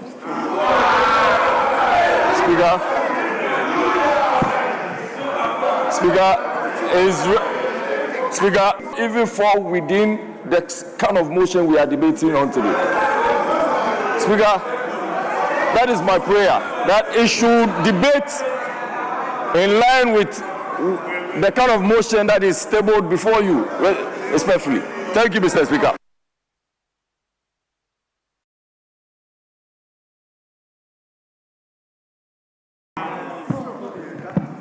Yes, please. You may continue. Mr. Speaker, thank you. Whether you stop me, don't stop me, I'll give it back to you. Honorable member, please. We are not here to be giving it back to the people. It's not a personal Mr. Speaker, I'm guided. duel. I'm guided. Please. I'm guided, Mr. Speaker. Mr. Speaker, when NDC took power in 2025, when we brought in the gold board, which is being discussed today, Mr. Speaker, gold board and the program. Minority Leader, is there any issue? Mr. Speaker, respectfully, I am on my feet in respect of the inference made against Honorable Foucault. Mr. Speaker, when I was on my feet, I said something on a lighter note, but my friend said, no, they took offense, and per your order, I did withdraw and went on to do what you asked me to do. Mr. Speaker, the member debating is saying that a member of parliament, Mr. Speaker, let's be fair. Honorable Deputy Minister, please allow me to make my point. He now refers to a colleague that he has collapsed NIB. Mr. Speaker, no, Mr. Speaker, exactly, Mr. Speaker, our colleagues must be fair. Mr. Speaker, I want our colleagues must be fair. When sometimes statements are made, even on a lighter note, they take offense. And, Mr. Speaker, if that is how they want things to be, then they must equally be fair in dealing with others. Honorable member who was previously the MD of NIB is here. You can't say, colleague, Mr. Speaker,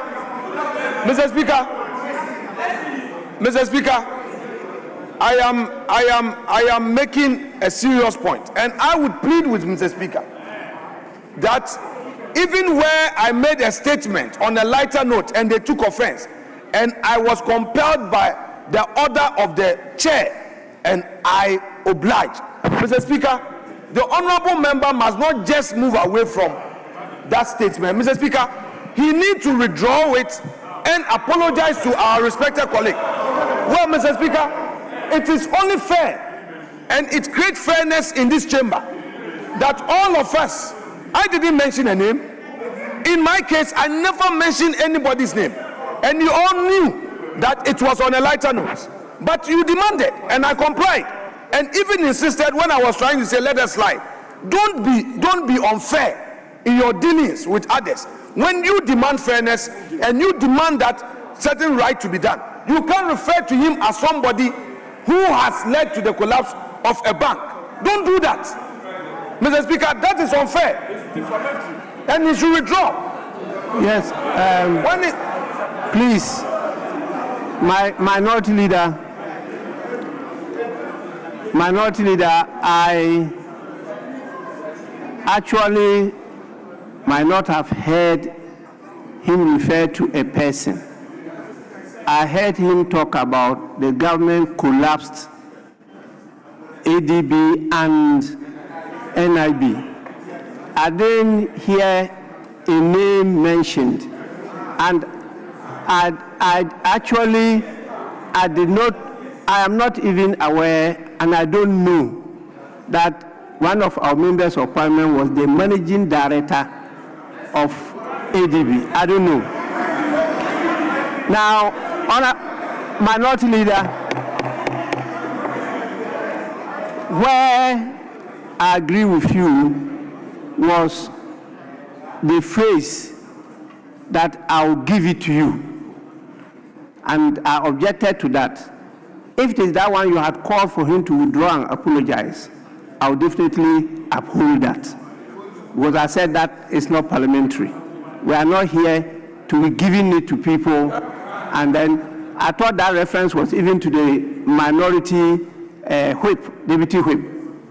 And so that's why I objected to it. And I thought you were going to refer to that and call on him to withdraw and apologize. That one would have been very genuine. But you are now bringing our attention to the fact that one of our members was the managing director of ADB, NIB. No, you didn't manage NIB. You didn't manage NIB. Yes. So minority leader, that's where I agree with you. That one, I'll call on him to withdraw and apologize. Yes, please. Honorable Eric Affle. Mr. Speaker, thank you. I take guidance from you. I withdraw, and I'm very sorry. Mr. Speaker, I apologize. Mr. Speaker, I apologize. Mr. Speaker, I apologize for that. Mr. Speaker, I apologize for that. Please. Mr. Speaker, did I hear you say I apologize and... Mr. Speaker, I have apologized for what I said. Thank you. I've withdrawn and I've apologized. Have we withdrawn the statement? It is withdrawn, Mr. Speaker. Thank you. You may go on. For your guidance. Mr. Speaker, coming back to the era of the NDC, from March to September, which is a period under consideration, Mr. Speaker, we have made an accumulated figure of 10.8 billion Ghana cedis as reserve. 10.8 billion Ghana cedis, no, dollars as reserve. Dollars through the Gold for Reserve program. $10.8 billion. Mr. Speaker, this is with a lot of economic benefits. And let me take it one by one. Mr. Speaker, the cedi has appreciated to the dollar about 4.7% against the US dollar. Mr. Speaker, at that time, once $1 was to 17, 40.7% appreciation of the cedi. Mr. Speaker, this is a figure I'm giving you. 40.7% appreciation of the cedi. Hold your peace. Mr. Speaker, hold your peace. Hold your peace. Inflation. Please. Hold on. Yes.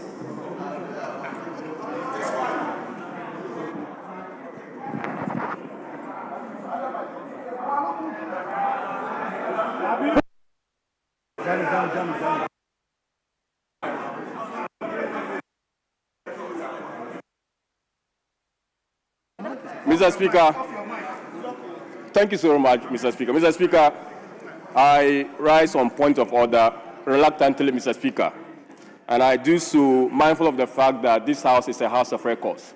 Mr. Speaker, I know your fidelity to the facts, and I know that you would not allow a statement that is not born out of the facts to get into Hansard. And it's for that reason that I am drawing your honorable chair to that particular issue that has been raised by my colleague. My colleague in his submission stated unequivocally that there was 10 billion earnings for the gold for reserve program. 10 billion. He mentioned about $10 billion. Mr. Speaker, that is not true. Mr. Speaker, let us not conflate the gold trading program with the domestic gold for reserve program. They are two separate things. What is on record?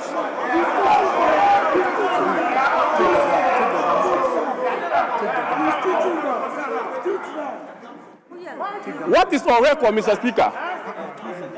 What is on record, Mr. Speaker, is that the Bank of Ghana is undertaking the gold for reserve program. And that is the more reason why this investigation is even necessary. That we have not come to the determination of how much of the gold for reserve has accumulated. What we know is that they have sold half of our gold reserves, which is a fact, Mr. Speaker. But as to how much the gold for reserve has introduced into our foreign exchange holdings, we don't know as of now. The last report of the Bank of Ghana states that our foreign reserves now stands at about 13 billion. Mr. Speaker, the 13 billion includes legacy accumulation of these reserves. And he's saying that some 10 billion is associated with what they have done. It cannot be true. What is a fact is that the Bank of Ghana, together with the Gold Board, has reported that their gold trading program has produced some $10.8 billion. That is different from the gold for reserve program, and I want that Hansa to capture that. And what he's saying is not a fact, Mr. Speaker. Thank you very much. Yes, Majority Chief Whip. Mr. Speaker, there are procedural ways of interrupting debate. In pursuance of Order 122, when you get up to indicate that you are on a point of order, you must indicate whether you are doing so by way of a privilege suddenly arising or a point of information, elucidation, or clarification. What the Honorable Kabiru got up to do was simply to get up to interrupt the Honorable member without any basis. So, Mr. Speaker, he was completely out of order. Yes, he was out of order. Yes, Majority Chief Whip, you are right. He was actually out of order because all these figures that are being churned out are things to be investigated. So at the end of the day, the facts will be determined after the investigation. So when you get up and you mention a figure, it's difficult for me to say that that figure is incorrect or is not factual. So you have also mentioned some figures. Now, you have also drawn my attention to the fact that there is a vast difference between gold for reserves and then gold reserves in the bank. You are trying to show the difference. That will be part of the investigations for us to see the differences. Some of you are using it as a program, and some of you are using the word a scheme. Now, there's a difference between a program and a scheme.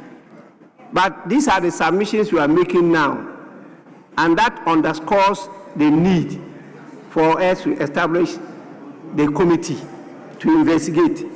So you don't start raising these things unless at the end of the day, the House raises some other fundamental issue to show that there is no need for us to establish the ad hoc committee.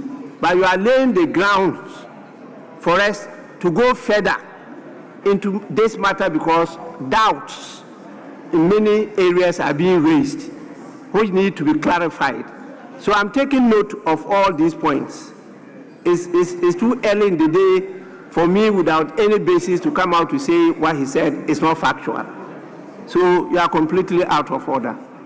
Yes, Honorable Eric Afful may continue.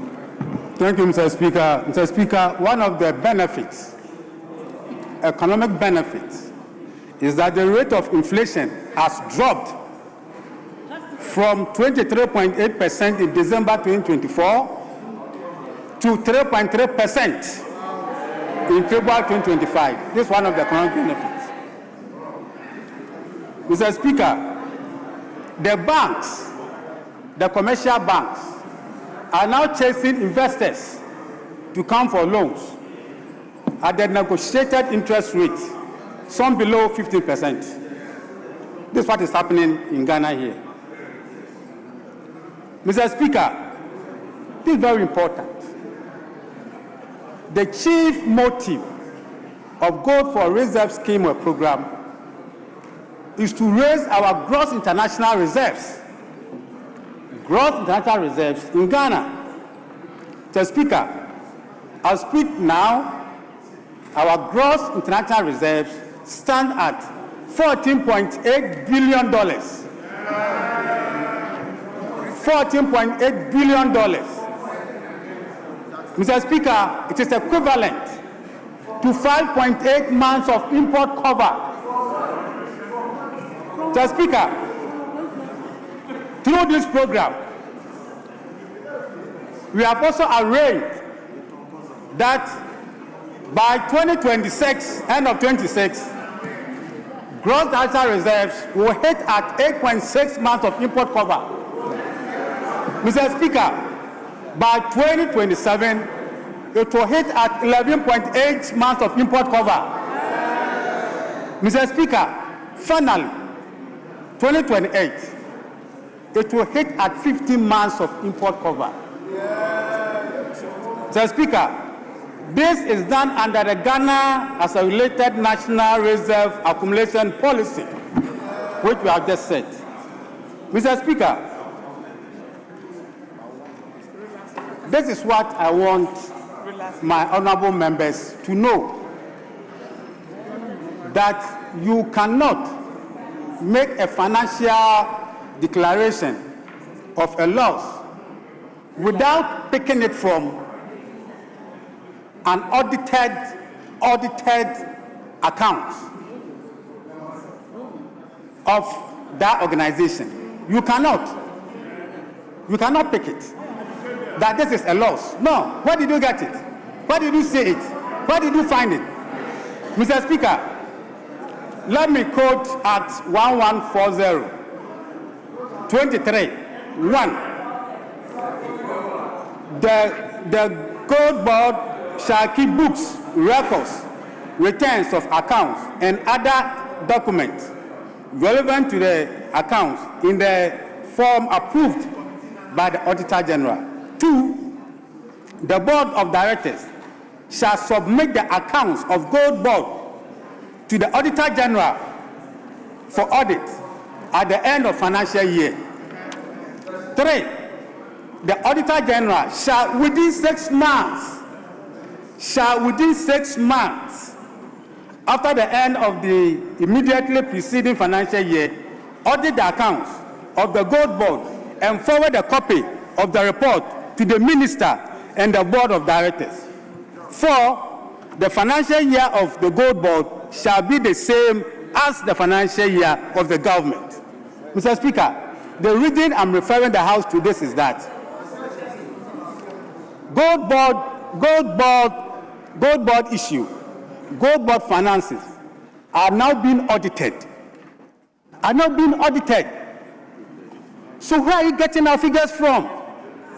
People are saying $214 million as of September, $700 million as of December. Where did you pick these figures from? I'm surprised. So we reject your figures.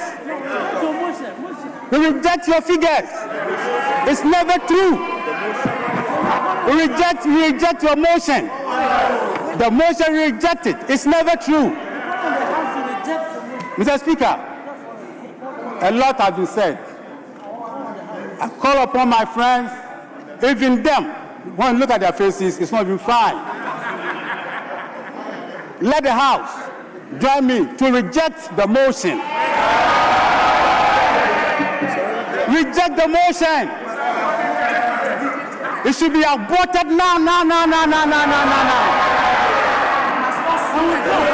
Mr. Speaker, what is the time now? The time is 6:22. By 7 o'clock this evening, Mr. Speaker, you help us to abort this motion. Mr. Speaker, let me thank you so much for the opportunity. Thank you.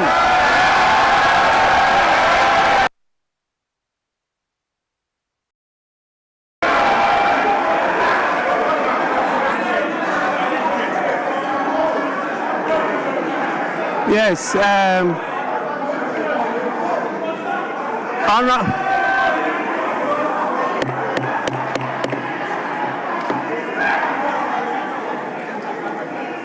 Honorable Eric Afo.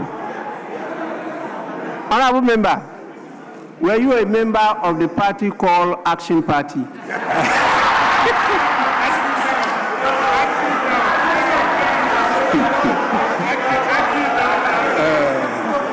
Mr. Speaker, thank you so much. I'm not part of them. Thank you. Because that used to be the party led by Colonel Benasco, and that was their slogan: action, action, now. Yes, honorable member.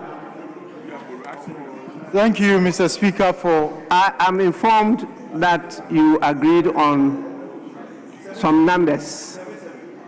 No, it was not 7-7. Speaker, Yes. we agreed to take 3-3, and then the leaders will conclude.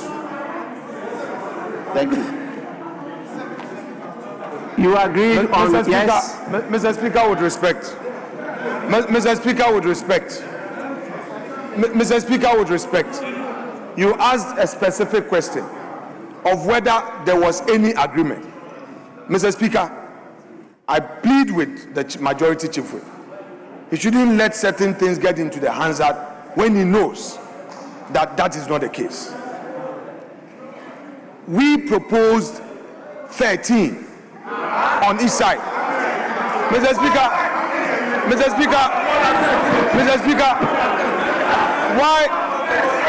Speaker, why are the apostles of accountability, Mr. Speaker, the apostles of accountability and probity are afraid of debate, Mr. Speaker, and then, Honorable Mr. members, Speaker, please, you are taking more time. He simply said they proposed 13. Mr. Yes, Speaker, and then they that's had, what he said. Let him conclude. I'll come to you. Yes, Mr. Speaker, you proposed 13. Mr. Speaker, I'm not done. Majority leader, Yes, let me so finish. you go on. Yeah, Go on. Yes, Mr. Speaker, Majority leader, please. Mr. Speaker, I propose 13 on each side. And then, Mr. Speaker, they said, oh, they want a reduced number. And I said, no, this is an important motion. Mr. Speaker, this is an important motion that must be taken. Mr. Speaker, there was a deadlock as to the number that we were to take. Mr. Speaker, we are ready to reduce it to 10-10. We are ready to take 10-10. That we are ready. Yes, majority leader. Mr. Speaker, this side is ready to do 90-90.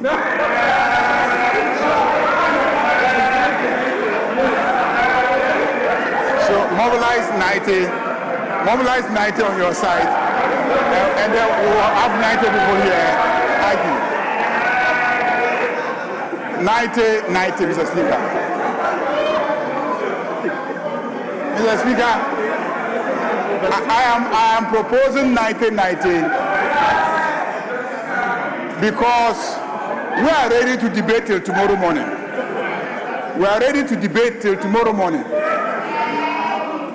But Mr. Speaker, if you listen to the debates, it is a repetition of what others have already said. What he said is what Honorable Abina repeated, and I'm sure when the next speaker gets up, he's going to repeat the same thing. These arguments have been made on radio already. They have been made on television already. No new argument is being made. So, Mr. Speaker,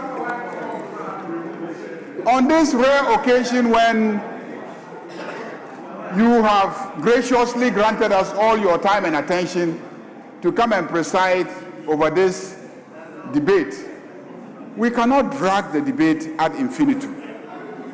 10:10, what are you going to say? Mr. Speaker, this side would have just said that after Honorable Aful, we should put the matter to a vote. Because Honorable Aful alone has demolished all of you. And not just that, what he has said. Majority leader, that is not the issue. We want to know how many contributors from each side of the House.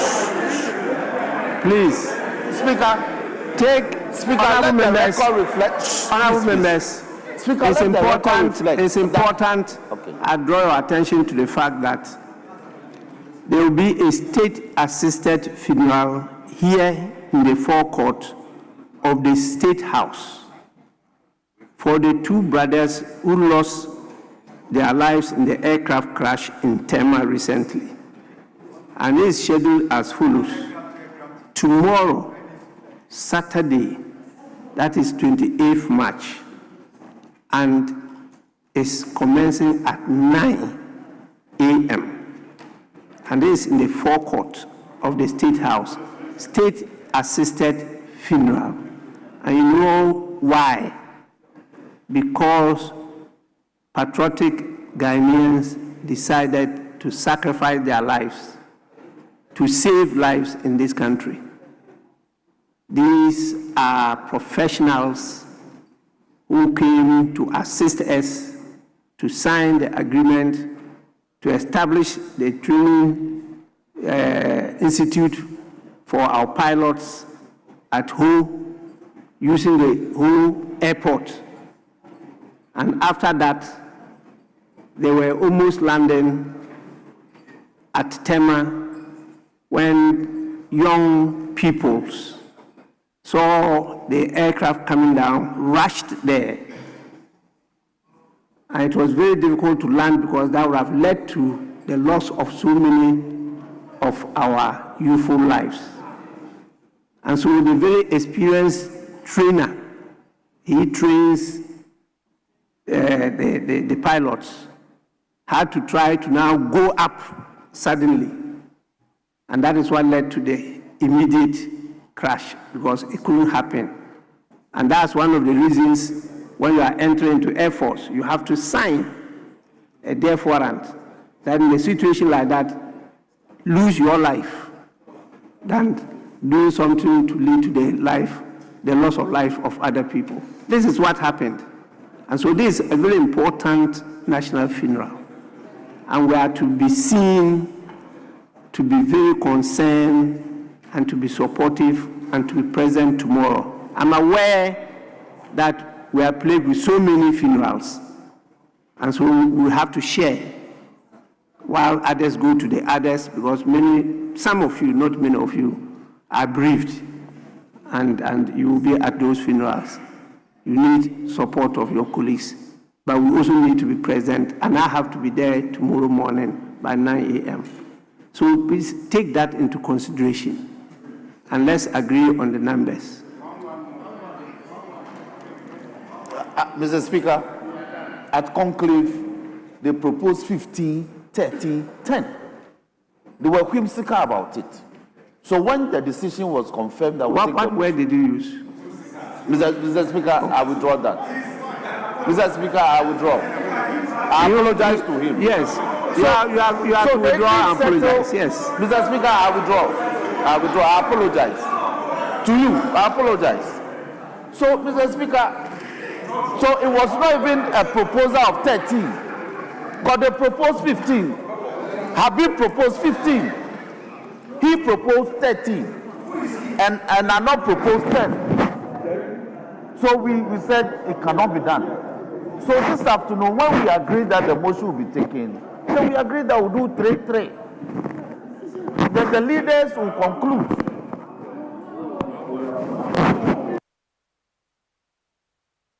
Please, let's agree on this as quickly as possible. Mr. Speaker, you've given an indication. Mr. Speaker, let us do 7-7. It's fair. And then,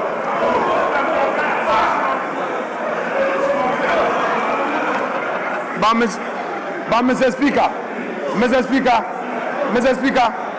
Honorable Chief Whip, not long ago, he was calling for the right use of words. Mr. Speaker, if you want to refer to your respected colleague, the minority leader, say so. You don't say he. Mr. Speaker, this is the same person who brought an application to you to cause me to withdraw. Mr. Speaker.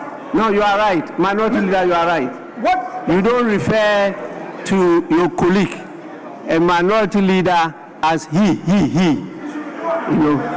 So please. Mr. Speaker, I withdraw and apologize. Yes. So, honorable members. Mr. Speaker, we do 5. Please, as leaders, you know the drill. Anytime we are to take more members, we give timelines. We allot time. And so, once this was not done from the very beginning, it meant that you were not going to take many more members. If not, usually the leaders get more, the chairs and ranking, then the members, and then backbenchers get the least. That is an indication that we'll be taking many more members. But we didn't do that from the very beginning. It meant that, as I said, I'll have to manage the House. So far, we've taken 2 from the minority, we've taken 1 from the majority, but because it was moved by the minority and seconded, that's why there are 2. So we are back to the minority side, and that will be a 3rd person. Please, I'm told after that, leadership will contribute. And so we'll take, after that, 2 from the majority, and then the leadership will contribute. Then we now take the decision. Please. So, honorable member, you may do so now. Yes? Mr. Speaker, I've managed a consensus with the Chief Whip who was mooting the idea of 3. Mr. Speaker, I am shifting from my 7 to 5. Mr. Speaker, we prepare. Mr. Speaker, that is a fair compromise. Mr. Speaker, that is a fair compromise. That's a fair compromise because, Mr. Speaker, I have to get members to accept that with all you said about tomorrow, we should just, compromise on 5. And actually, I've decided. And so instead of the 5, you are taking 4. And so they will also take 4. 2 have submitted. It's left with 2. 1, and then leaders. Then from here, 2 and leader. That is all. Please. I will not give you time allocation, but be mindful of what I just shared with you. Yes, honorable member. Thank you, Mr. Speaker, for giving me the opportunity to contribute to the debate on the motion before the House. Mr. Speaker, it is interesting and also quite baffling to note that the apostles of probity and accountability are now running away from accountability. The honorable member who spoke before me said that we should quash this motion. This very important motion for Ghanaians to know the operations of the Gold for Reserve program and the Gold Board, for us to understand the losses that have bedeviled this country due to the operations. Mr. Speaker, it is important that this motion be granted the audience and the committee be set up to investigate this motion. Mr. Speaker, there are a lot of things that need clarification. Key amongst them are the losses and the figures that have been flying around today. It is really the importance of why this motion needs to be adhered to, Mr. Speaker. Mr. Speaker, also among them are certain things that are not clarified. For example, Mr. Speaker, the operations of Gold Board, which has operationalized this Gold for Reserve program, has been shrouded in secrecy. For example, Mr. Speaker, what is the margin structure of Gold Board? We don't know. We don't know. How are these margins applied? We don't know. Who benefits from what? We don't know. What percentage goes to the aggregator as margin? We don't know. So if all these things we don't know, what is shrouded in secrecy, and Parliament is supposed to know, which is why we need this ad hoc committee to do this all-important investigation. Mr. Speaker, the people want to know. Number two, Mr. Speaker, for any pre-finance architecture, there's always an inherent pre-finance risk, which is why we need to investigate as to what caused the supposed loss of $214 million. What is the breakdown of this loss? This pre-finance architecture, we need to go into it. How is it being managed? Are there any cushioning for this government? Are there any cushioning for this nation in terms of pre-finance risk? What happens if the sole aggregator decides to default on the pre-finance that has been allocated to him? What is the cushioning? We don't know all these things, which is why, Mr. Speaker, it is important that, Mr. Speaker, you grant this and set up this committee for us to investigate. Mr. Speaker, what Gold Board has done... Honourable member, it's not for Speaker to grant it to.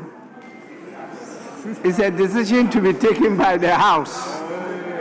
I don't have that power. Mr. Speaker, the House is important. The House grants this request. Mr. Speaker, you are our father, and I know that your intelligence and your experience in this House, if you put it to bear, will guide us into a solid decision-making in this House and on this matter. In this matter, I don't even have a vote. Mr. Speaker, thank you, Mr. Speaker. You people decided that the Speaker should not even have original vote, and he should not also have casting vote. And so you have deprived us of our political power. Thank you, Mr. Speaker. Mr. Speaker, the third reason why the House needs to take this motion seriously is the fact that we only have a sole aggregator in the name of Bower Rock. Mr. Speaker, why do a country as big as this, and for a program that is earning, it's a big foreign exchange earner for the country, why should we place all our eggs in one basket? Why should we just get only one aggregator? Tomorrow, if we stand up, if we wake up, and the sole aggregator tells us that the margin that Gold Board is giving to it, he is not happy with it and is requesting for an increase in the margin, what is Gold Board going to do, and what is the country going to do? Are we risking putting all our eggs in our basket? Are we risking one person or one company holding the whole country into ransom? Mr. Speaker, if you look at the Gold Board, how it's structured in the make and form of Cocoa Board. Cocoa Board has over 39 active LBCs. And so the risk is shared, and so no one LBC can hold Cocoa Board to ransom. We need to go back to the basis of this and ensure that we get more aggregators, which is why we need to interrogate this and find out, is it prudent on our behalf as a country to have only one aggregator sourcing the whole gold for our country? Mr. Speaker, it is important that we get this. Mr. Speaker, the next point is that what due diligence did we conduct before we selected Bower Rock as the sole aggregator? All these things need to come to the fore. We need to understand what parameters we set, what fashions we set, what are the things we put in place to ensure the selection of only one person. Is he the only one who was capable of doing the job? Why did we give the job to that person? That's our aggregator. We need to get all these things to the fore. The Speaker, then comes to the modus operandi of Gold Board. The Speaker, Gold Board says that it is buying from only legitimate aggregators and legitimate sources. We cannot bury our head in the sand and pretend to be the proverbial ostrich. Why? Because, Mr. Speaker, the law of Gold Board says that all gold in this country are supposed to be bought by Gold Board through its aggregators. So I ask, the President has himself admitted that some of his functionaries are neck deep into the Galamsey menace. So there's evidence that Galamsey is ongoing and gold is on. The gold from Galamseyers are being bought. So the question I ask, Mr. Speaker, who is buying this illegally mined gold? If we are saying that this illegally mined gold is finding its way elsewhere and that it is not Gold Board who is buying it eventually, then we are saying that there's a loophole in the Gold Board architecture and we need to look at it, which is the more reason why we need to have this investigation and we need to have this ad hoc committee. Mr. Speaker, so the question begs that is Gold Board supporting an illegality? Is Gold Board sanctioning an inherent illegality in their value chain? Question for the gods. Because this value chain has illegally mined gold and Galamseyers. And someone is definitely buying from these Galamseyers. And the fact is that no gold can be sold outside the shores of this country. So therefore, whatever is being mined illegally is finding its way somewhere into our gold coffers. So why are we kidding ourselves, Mr. Speaker? We need to find this. We need to get to the bottom of this with this ad hoc committee. Mr. Speaker, my last point will be, what are some of the restoration mechanisms that is being put in place to ensure that our river bodies that are being contaminated and our forests that are being depleted are going to be restored? We don't know. All these things we don't know. We have absolutely no idea of these operations, and there has to be some form of restitution in this matter. Mr. Speaker, Ghanaians, we are losing lives. If you care to know, the contomere that you are eating here, the contomere that comes from Kwabri East, all the tubers of yam that come from the north, everything that is ending up here, all the vegetables that are being cultivated in gold mining areas are being contaminated. So if you sit in Accra and you think that you are free, Mr. Speaker, it is very important for us to know that what is causing all these menace. Mr. Speaker, so I pray this House that we should tread cautiously into how we treat this thing and the partisan nature and the partisan eyes with which we look at this, because, Mr. Speaker, posterity will judge us, and posterity will not be kind to us if we gloss over it and turn a blind eye to this menace that is ongoing. Thank you, Mr. Speaker, for giving me the opportunity.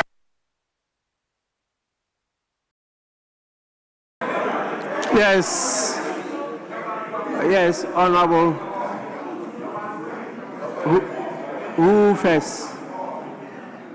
Yes. Mr. Speaker, thank you very much for the opportunity to seriously speak against this very motion. Mr. Speaker, I am not in any way challenging your power of admissibility.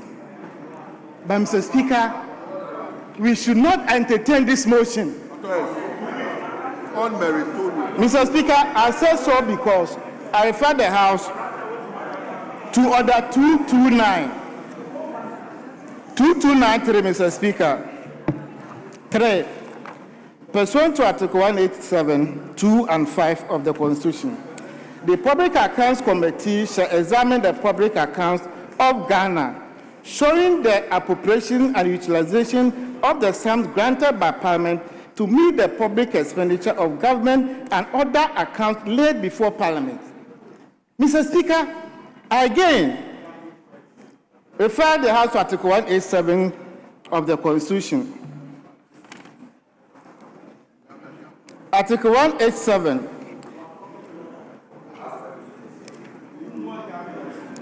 2. Mr. Speaker, the public accounts of Ghana and of all public office, including the courts, the central and local government administration of the university and public institutions of like nature of any public corporation or other body or organization established by an act of Parliament shall be audited and reported on by the Auditor General. Mr. Speaker, what is before us? Premature ejaculation. Are we operating by hearsay or what?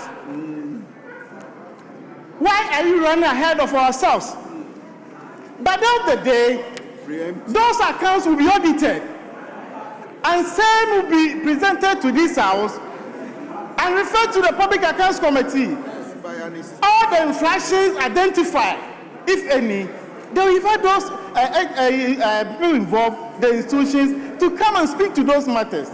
You are here telling us that there's a loss. Who published that loss? Who published it? What if the audited account is presented and there's no loss? We have, even if we are to accept this, we have existing committees in place. Just 2 weeks ago, the minority leader was here when we wanted to set up another committee to investigate the matter. He said no, we should use the existing committee. We are changing goalposts now. We will not set any committee today, we will not set any committee tomorrow.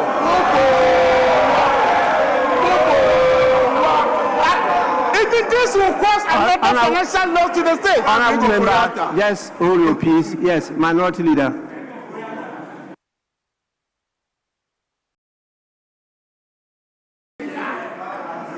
Speaker, with respect, because this is a House of Records, I don't want my colleague to misquote me and in the process mislead the House.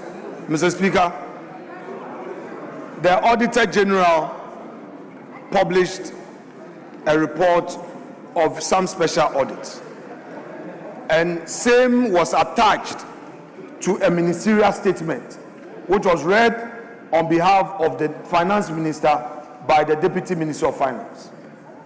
Mr. Speaker, the comment that arose there too eventually resulted in the first Deputy Speaker referring the matter to the Public Account Committee because it's in accordance with the Constitution.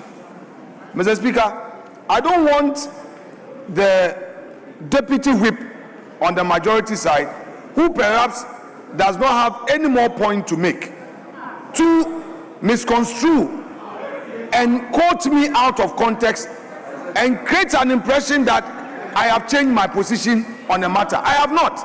Mr. Speaker, the Constitution is clear.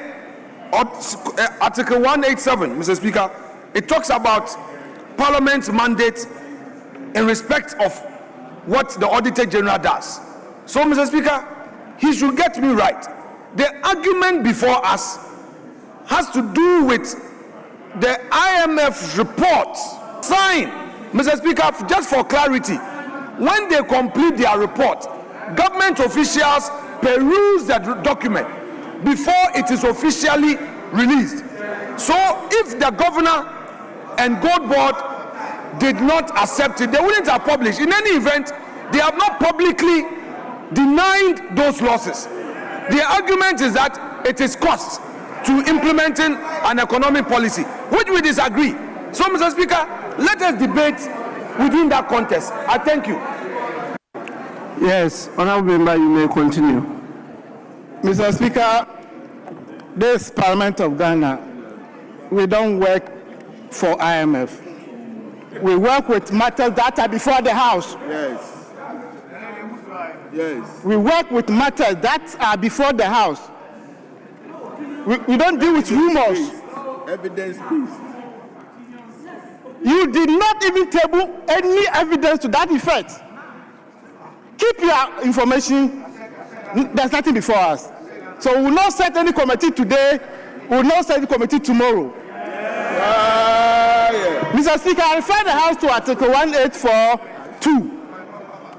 The Bank of Ghana shall, not later than 3 months after the end of the first 6 months of its financial year, and after the end of its financial year, submit to the Auditor General for audit a statement of its foreign exchange receipts and payment or transfers in and outside Ghana. This matter will come to this House. Yes. So what is the point? And I refer the House to London called it premature ejaculation. Mr. Speaker, Order 125, the head note, anticipation. A member shall not anticipate any matter by the consideration of a motion dealing with a subject matter which is likely to be introduced in the meeting. So it's a nullity. The matter will still be here. The motion is a nullity. And you are anticipating what, something that will come to this House. Mr. Speaker, it's almost 7 o'clock. We are here No foundation. debating this motion. Mr. Speaker, Premature. respectfully, I will not speak too much to this matter. It's stillborn. Stillborn. Honorable members, let's come together and vote against this motion. Yeah. Our health is very important. It is stillborn. The matter will still come to this House. The Auditor General will investigate the matter. Same will be presented to Public Accounts Committee. Whatever is in there, we'll get to know. Let's go to the inside substance. Why are you splitting hairs over this matter? Until then, Mr. Speaker, we have no business anticipating what is going to happen. We are adjourning today. Please, let's vote against this motion. This motion should be dismissed immediately. It is unmeritorious. Say unmeritorious. Mr. Speaker, it is frivolous. like you said, tomorrow we have a lot of It is engagement. facetious. We shouldn't waste our time on this matter. Yes, Unmeritorious. our precious time. Because the matter will still come to this It House. is frivolous. It is frivolous. And you are causing financial loss to the state. Yeah. Mr. Speaker, this motion should be dismissed. It is frivolous. I thank you very much for the opportunity.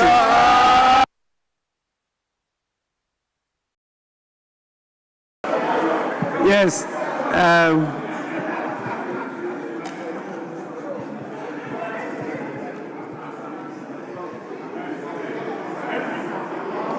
Minority leadership. You want somebody to speak on your behalf? Yes, okay. Speaker, with respect, I'll recognize him. Mr. Speaker, we are yielding to our respective. You are yielding to him. Yes.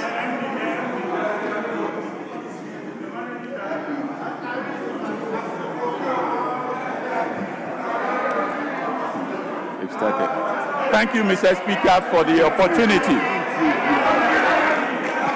Are you serious? Thank you, Mr. Speaker, for the opportunity.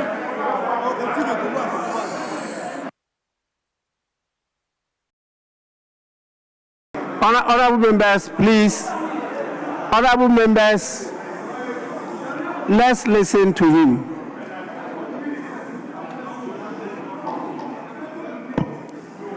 Thank you, Mr. Speaker, for the opportunity. Mr. Speaker, the Gold for Reserve program was originally positioned as an innovative program to address the issue of our forest shortages.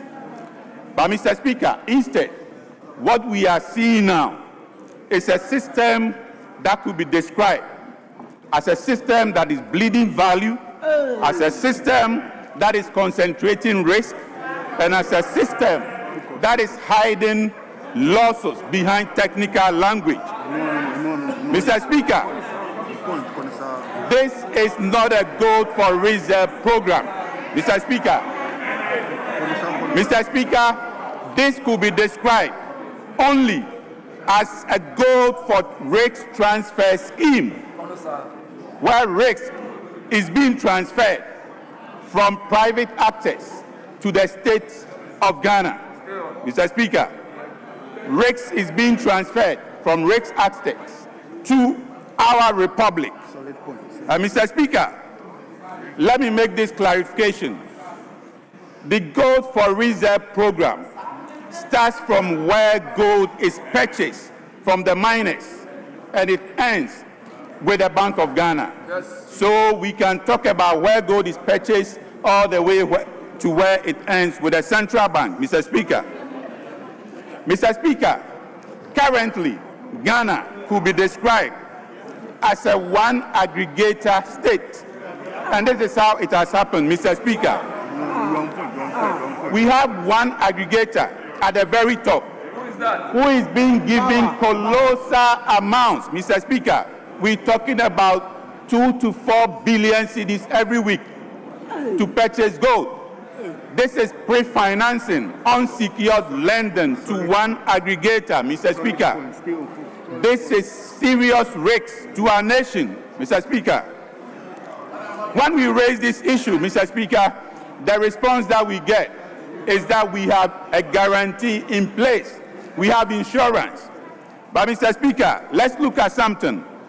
Globally, the laws giving default on such products, on such insurance guarantees, is between 40 and 60%.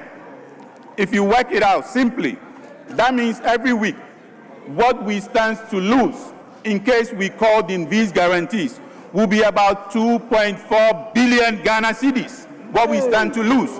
This is laws giving default for such products, Mr. Speaker. So, Mr. Speaker, this is the risk that we are putting ourselves into as a nation. Mr. Speaker, now I'll talk about trading losses. I know we've spoken about it. I just want to highlight something. Mr. Speaker, Gold Board has been trading and making losses, and we know this. It's not a secret, Mr. Speaker. The issue is, you ask yourself, why should we be trading in gold and making losses, Mr. Speaker? We know that we've made a loss for the records of $214 million US, and this continues to grow, Mr. Speaker. I hear people talking about NIB, Mr. Speaker. If this money, 240 million Ghana cedis, was given to NIB, dollars, was given to NIB, I'm sure it would have done some magic. But to my colleague, Honorable Afo, I want him to know that under my able leadership, the National Investment Bank was transformed to what we see today. And you are benefiting. You are benefiting. So, Mr. Speaker, the lawsuits that we are making is a mockery for a trading like gold, trading in gold and making such significant losses, Mr. Speaker. This is serious. Why are you afraid? Mr. Speaker, I'll talk about discounted sales.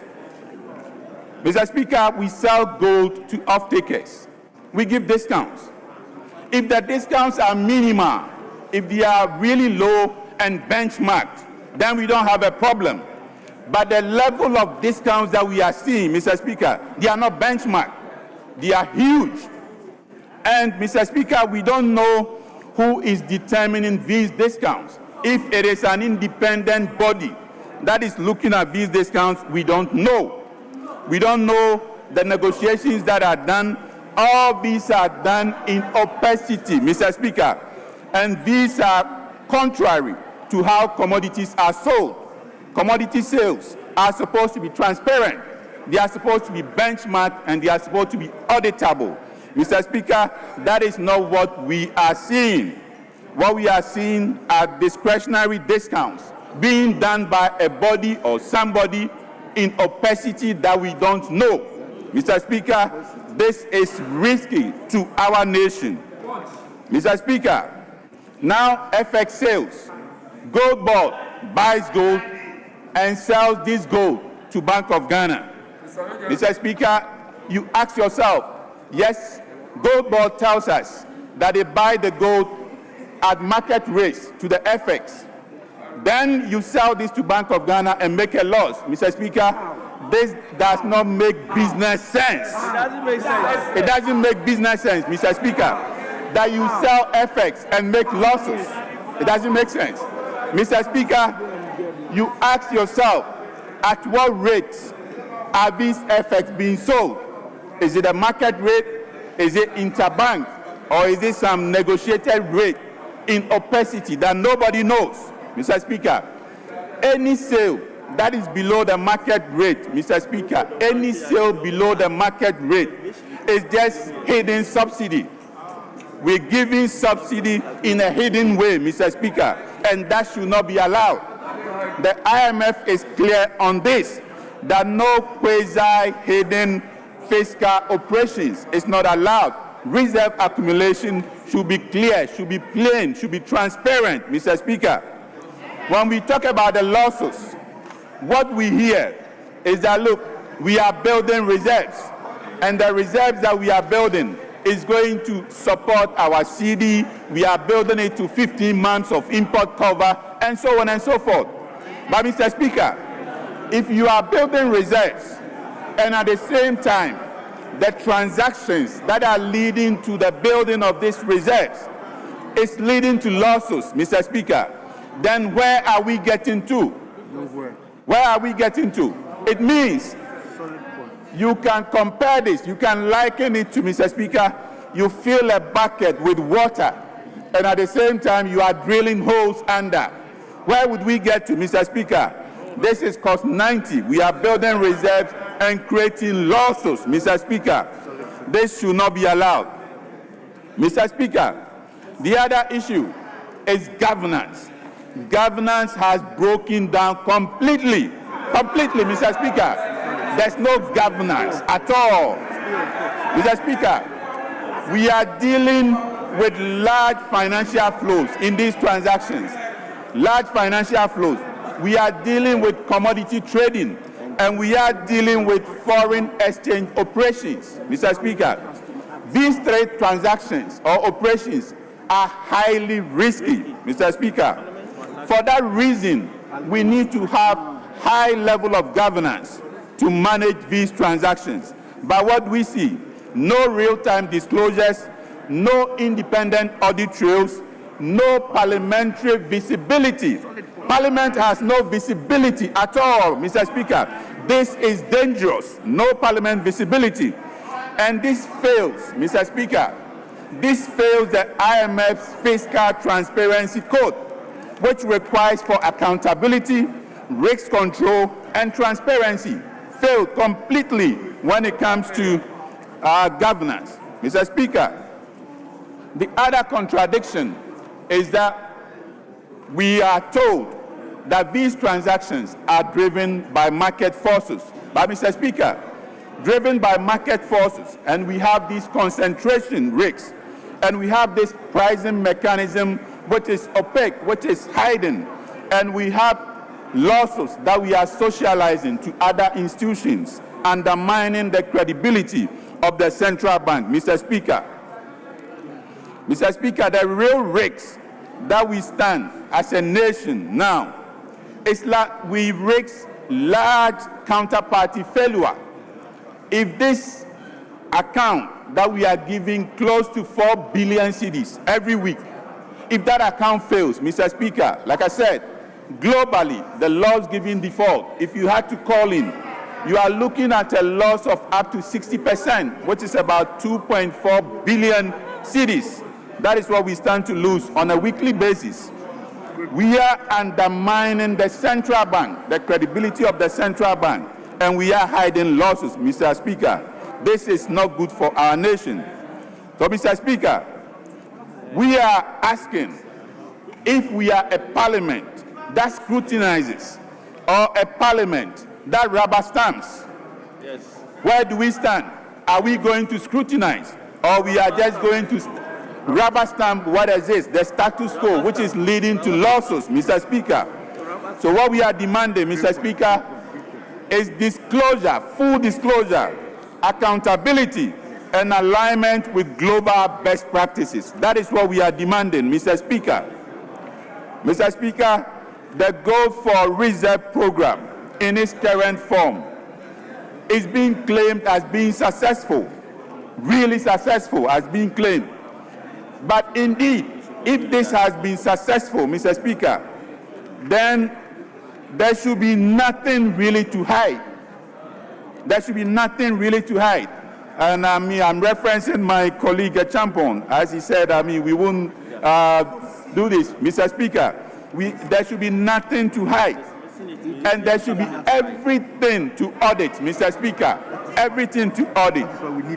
And Mr. Speaker, on this basis, we need to investigate. And that is why we need to have this ad hoc committee to be set to address this issue, investigate for the benefit of our dear nation, Ghana. Mr. Speaker, I beg to move. I thank you very much.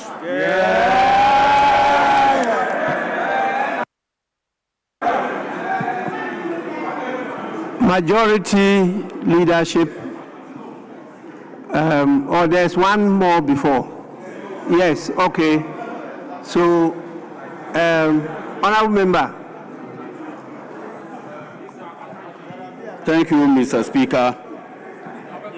Mr. Speaker, I rise to call on the House to reject the motion as advertised on page 11 of the order paper.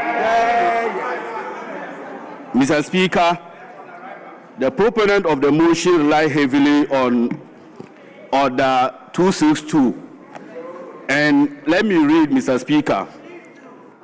2621 states the House may by motion appoint a special or an ad hoc committee to investigate any matter of public importance, and the conjunction consider any bill or matter that is not within the jurisdiction of any of the standing committee or select committees. Speaker, I see that a misapplication of Article 103. Yes, it is important to acknowledge that Article 103 empowers Parliament to establish committees when necessary, but it does not mandate Parliament to consider ad hoc committees where standing committees already exist. This leads to inefficiency and duplication of effort. Mr. Speaker, I therefore submit the invocation of Article 103 must be read in harmony with existing committee structures of Parliament, which already provide specialized oversight bodies competent to address the matters raised in the motion. Mr. Speaker, if you go to the standing orders once again, reference is being made to Standing Order 204, 212, 213, 262, and 263. These provisions permit but do not require ad hoc committees.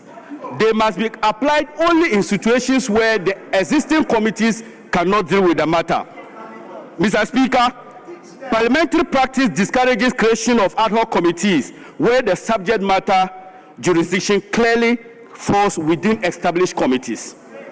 Mr. Speaker, let me now look at the existing committees that already cover the matter in question.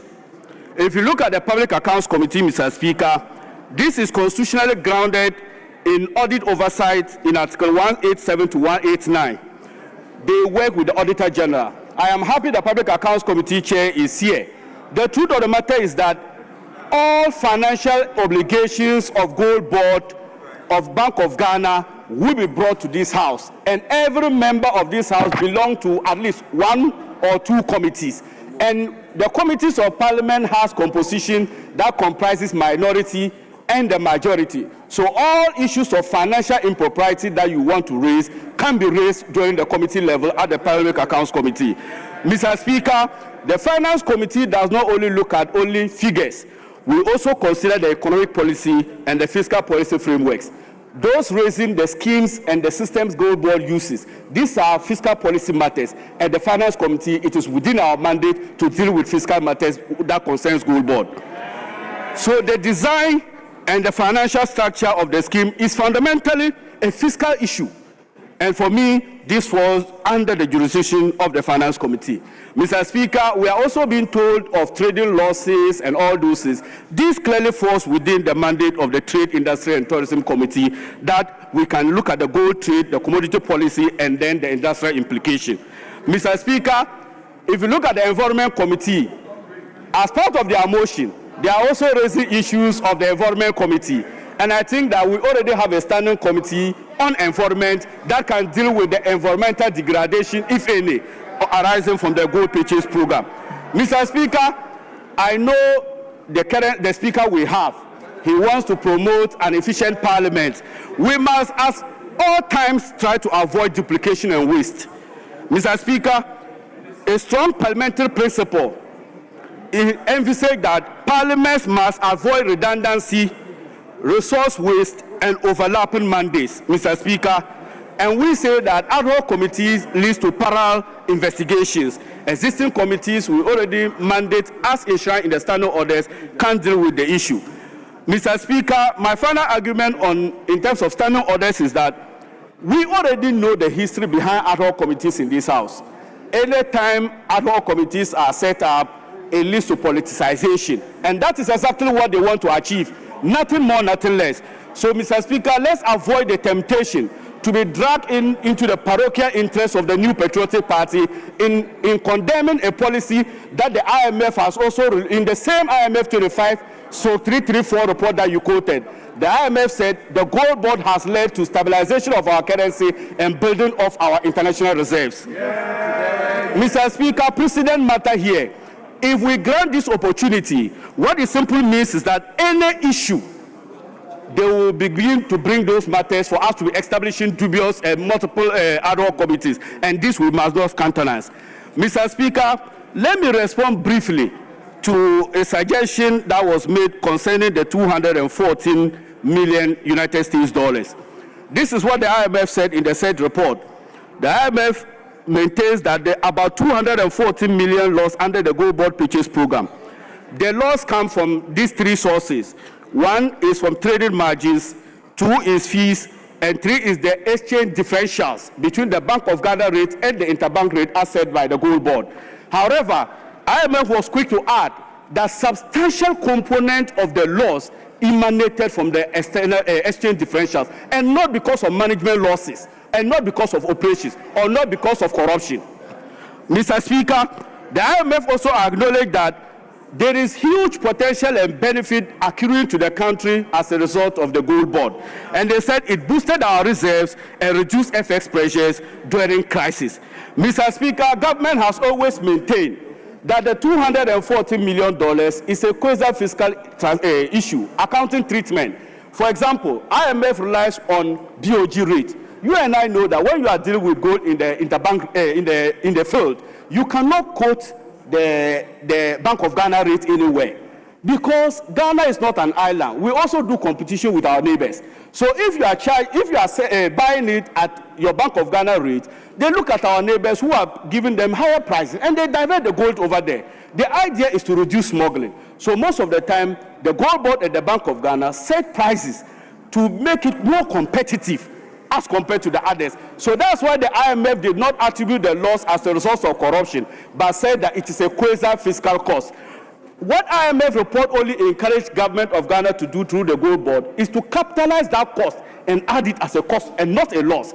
And that is why at the last time we were looking at reserve accumulation, I stated categorically that Ghana through the gold board did not make loss in 2025. You cannot use one particular transaction to say because there is a reported $240 million. Have you looked at the total inflow that has come to Ghana as a result of the gold board? $10.8 billion.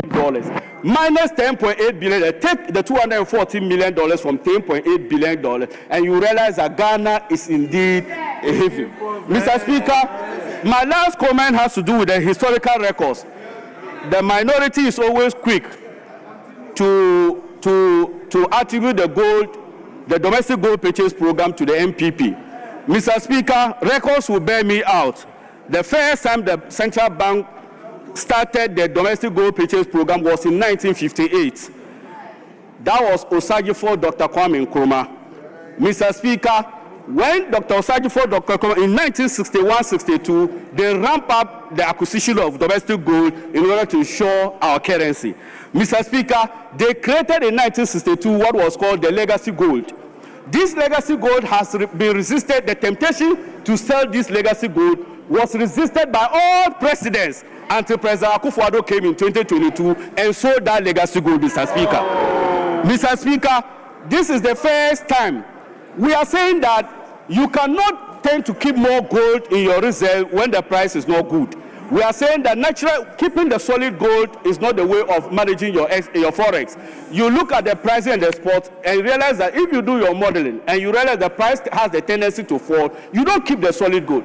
Come to think of this. Imagine today, gold price fall below 2,000. You were the same person saying that cocoa board lost because of trading option difficulties. We are saying that make sure that you keep your reserve and monitor the prices. When the price is good, then you sell and get the resale. When the price is lower, you buy to keep for future again. That is the simple tricks of maintaining gold. In fact, Mr. Speaker, in conclusion, in conclusion, this is what the wasteful attack. Yes, majority leadership now. Your time out. It's now the time for your leaders. Yes, please.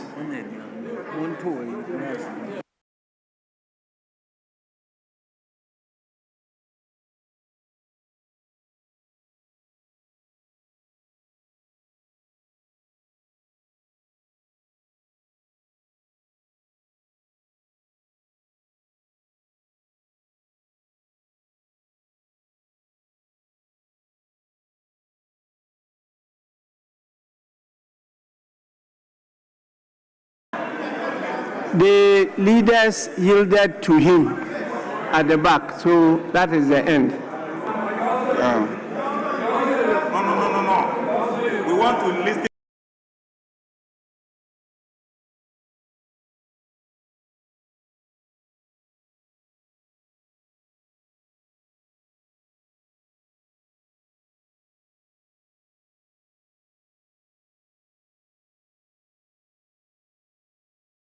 The legal aspect.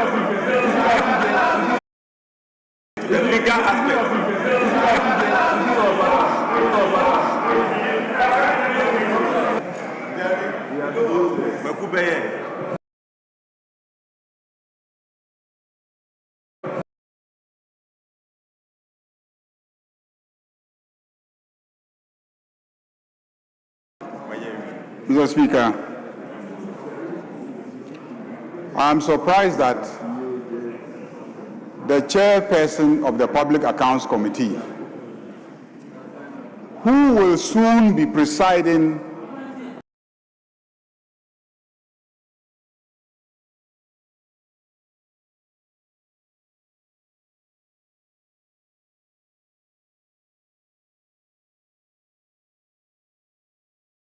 over a consideration of the audited report of the Bank of Ghana, is today sitting here and advocating that we should set up as an ad hoc committee to do work that she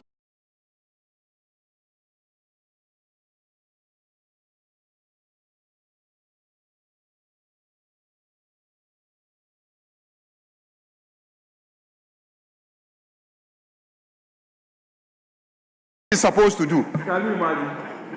This is very contradictory. Seconding a motion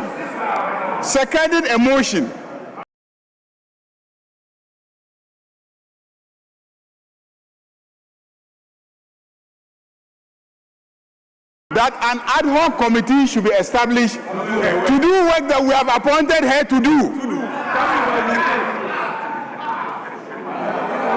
Mr. Speaker.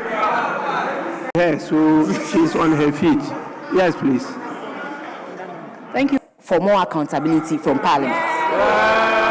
For more accountability from Parliament. Yes. To the Public Accounts Committee. What we are asking for is an ad hoc committee to look into something that has not even been audited, Mr. Speaker. So I don't think what we can set up committees to look at them. Thank you very much, Mr. Speaker. Mr. Speaker, the worst part of the situation we find ourselves today is that those who... Mr. Speaker, it's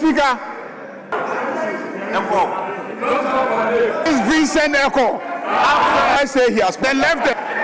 He is in attendance and he has sponsored a motion and chickened out at the time of moving the motion, ran away from the motion and left Afoyo Makin, who clearly was unprepared, so he was reading copiously a script that has been written for him by the sponsors. Mr. Speaker, sponsors ran away. Those who are here have dodged.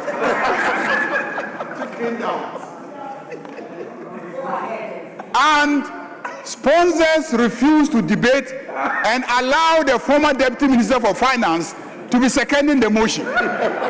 This is clearly a motion that has been abandoned by those who have sponsored it. So it is clear that they themselves are not convinced about what they are asking this House to do. That is the reason why this side is going to vote against the motion.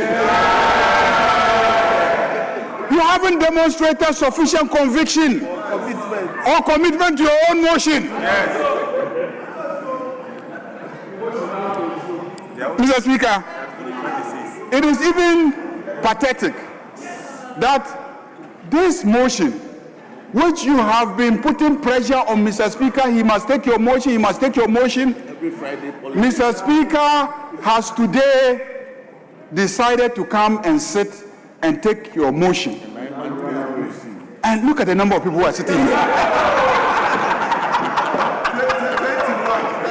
And you know that the motion is going to succeed on the basis of numbers.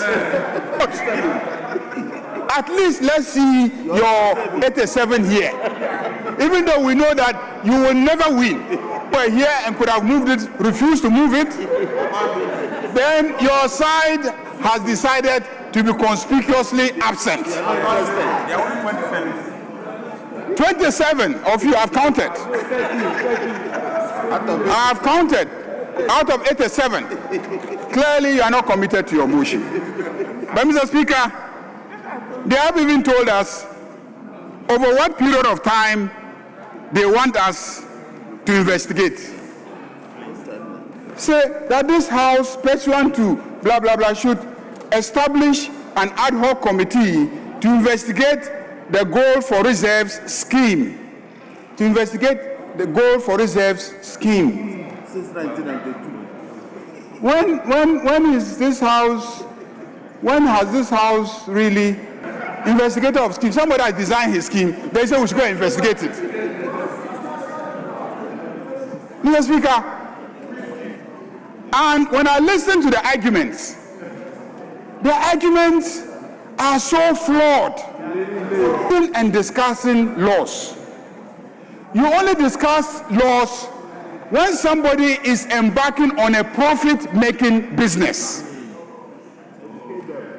If you are embarked on a profit-making business, then questions of profit and loss will arise.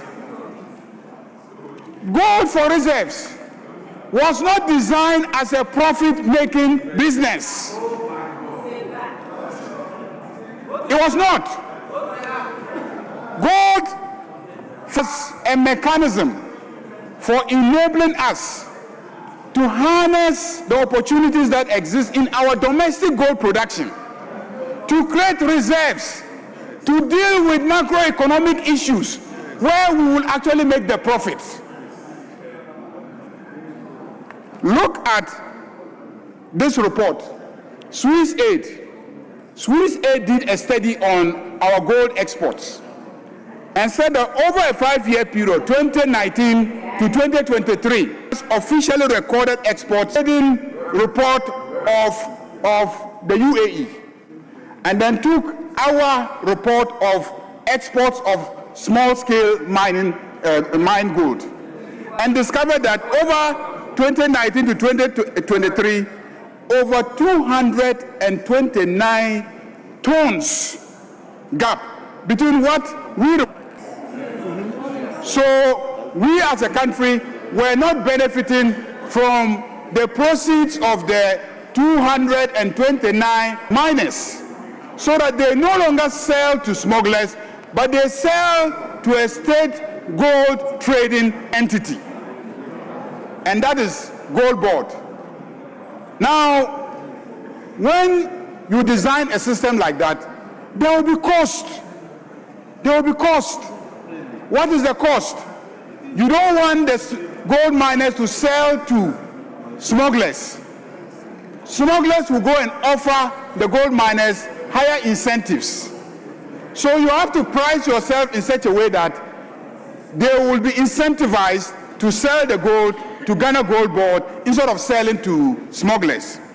That incentivization mechanism will create some cost for the scheme, and that is what is recorded as loss.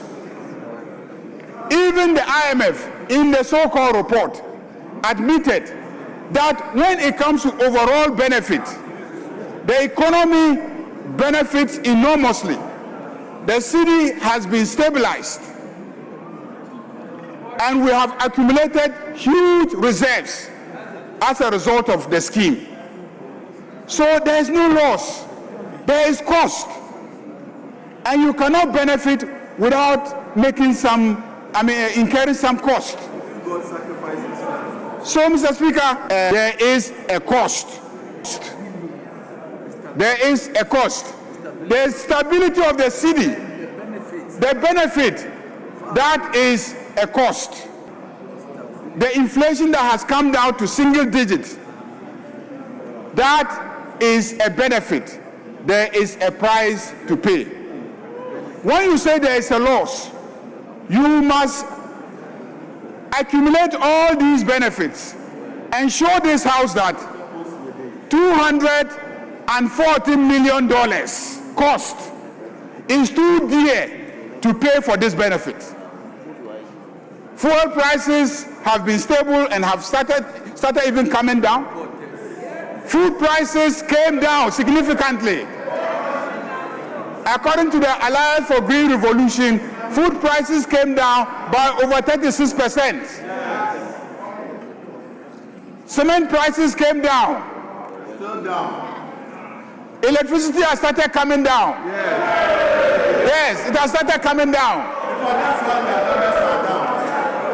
Mr. Speaker, all these benefits, you must quantify them and convince Ghanaians that if we pay just $240 million in order to gain over 300 billion, that we are incurring a loss.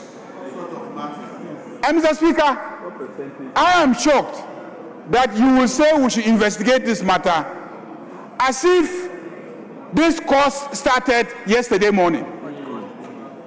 This is a cost that started as far back as 2021. And that is what my colleague Honorable Afo was trying to show, that this is not a cost that started yesterday. This is not a cost that is not known to the scheme, the system. The problem the IMF has, is that they are not convinced that this cost should be sitting in the books of the central bank. That's their problem. The problem the IMF has is that there are some risks involved. Yes, nobody is saying there are no risks. There are risks. There are risks. And they're saying that they don't think that those risks should be sitting at the central bank. The risk should be externalized. And that is why the Gold Board scheme was designed, so that the entire transaction of going to the field to buy the gold, the appointment of aggregators, and etc., should be taken out of the Bank of Ghana and then warehoused in some other state entity. So we transformed the Precious Minerals Marketing Corporation into a gold board and then asked gold board to house the entire arrangement. That's all that has happened. So, Mr. Speaker, these laws, improperly so-called, is when you take 2021 up to 2024, the loss amounted to over $672 million.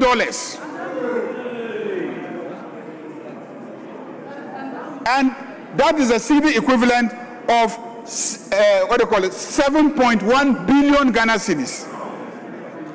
You are sitting here and telling me what $214 million can do. Tell me what $672 million can also do. $672 million could have constructed the roads. You are talking about Agenda 111. If you were not, Mr. Speaker, and I hear arguments that the goal for reserves in environmental problems. I am surprised that you'll be arguing about environmental problems because you created a greater mess when it came to the exploitation of the environment. When we assumed office, we had to arrest all those excavators that non-party leaders had imported and were using to damage the environment unreasonably. They took over our forest reserves. We've had to fight relentlessly to save our environment, our forest. And today, you are telling us that gold for reserves is creating in there and causing malaria. Honorable Majority Leader, you don't see that. Honorable Majority, looking straight into the eyes of your colleague on his feet. He wants to intervene, so let's listen to him. Mr. Speaker, the Majority Leader... Just a few minutes. First Deputy Speaker to take the chair. Mr. Speaker, you come back to preside over the vote. Yes. I'll come back. Mr. Speaker, happy to hear that. Mr. Speaker,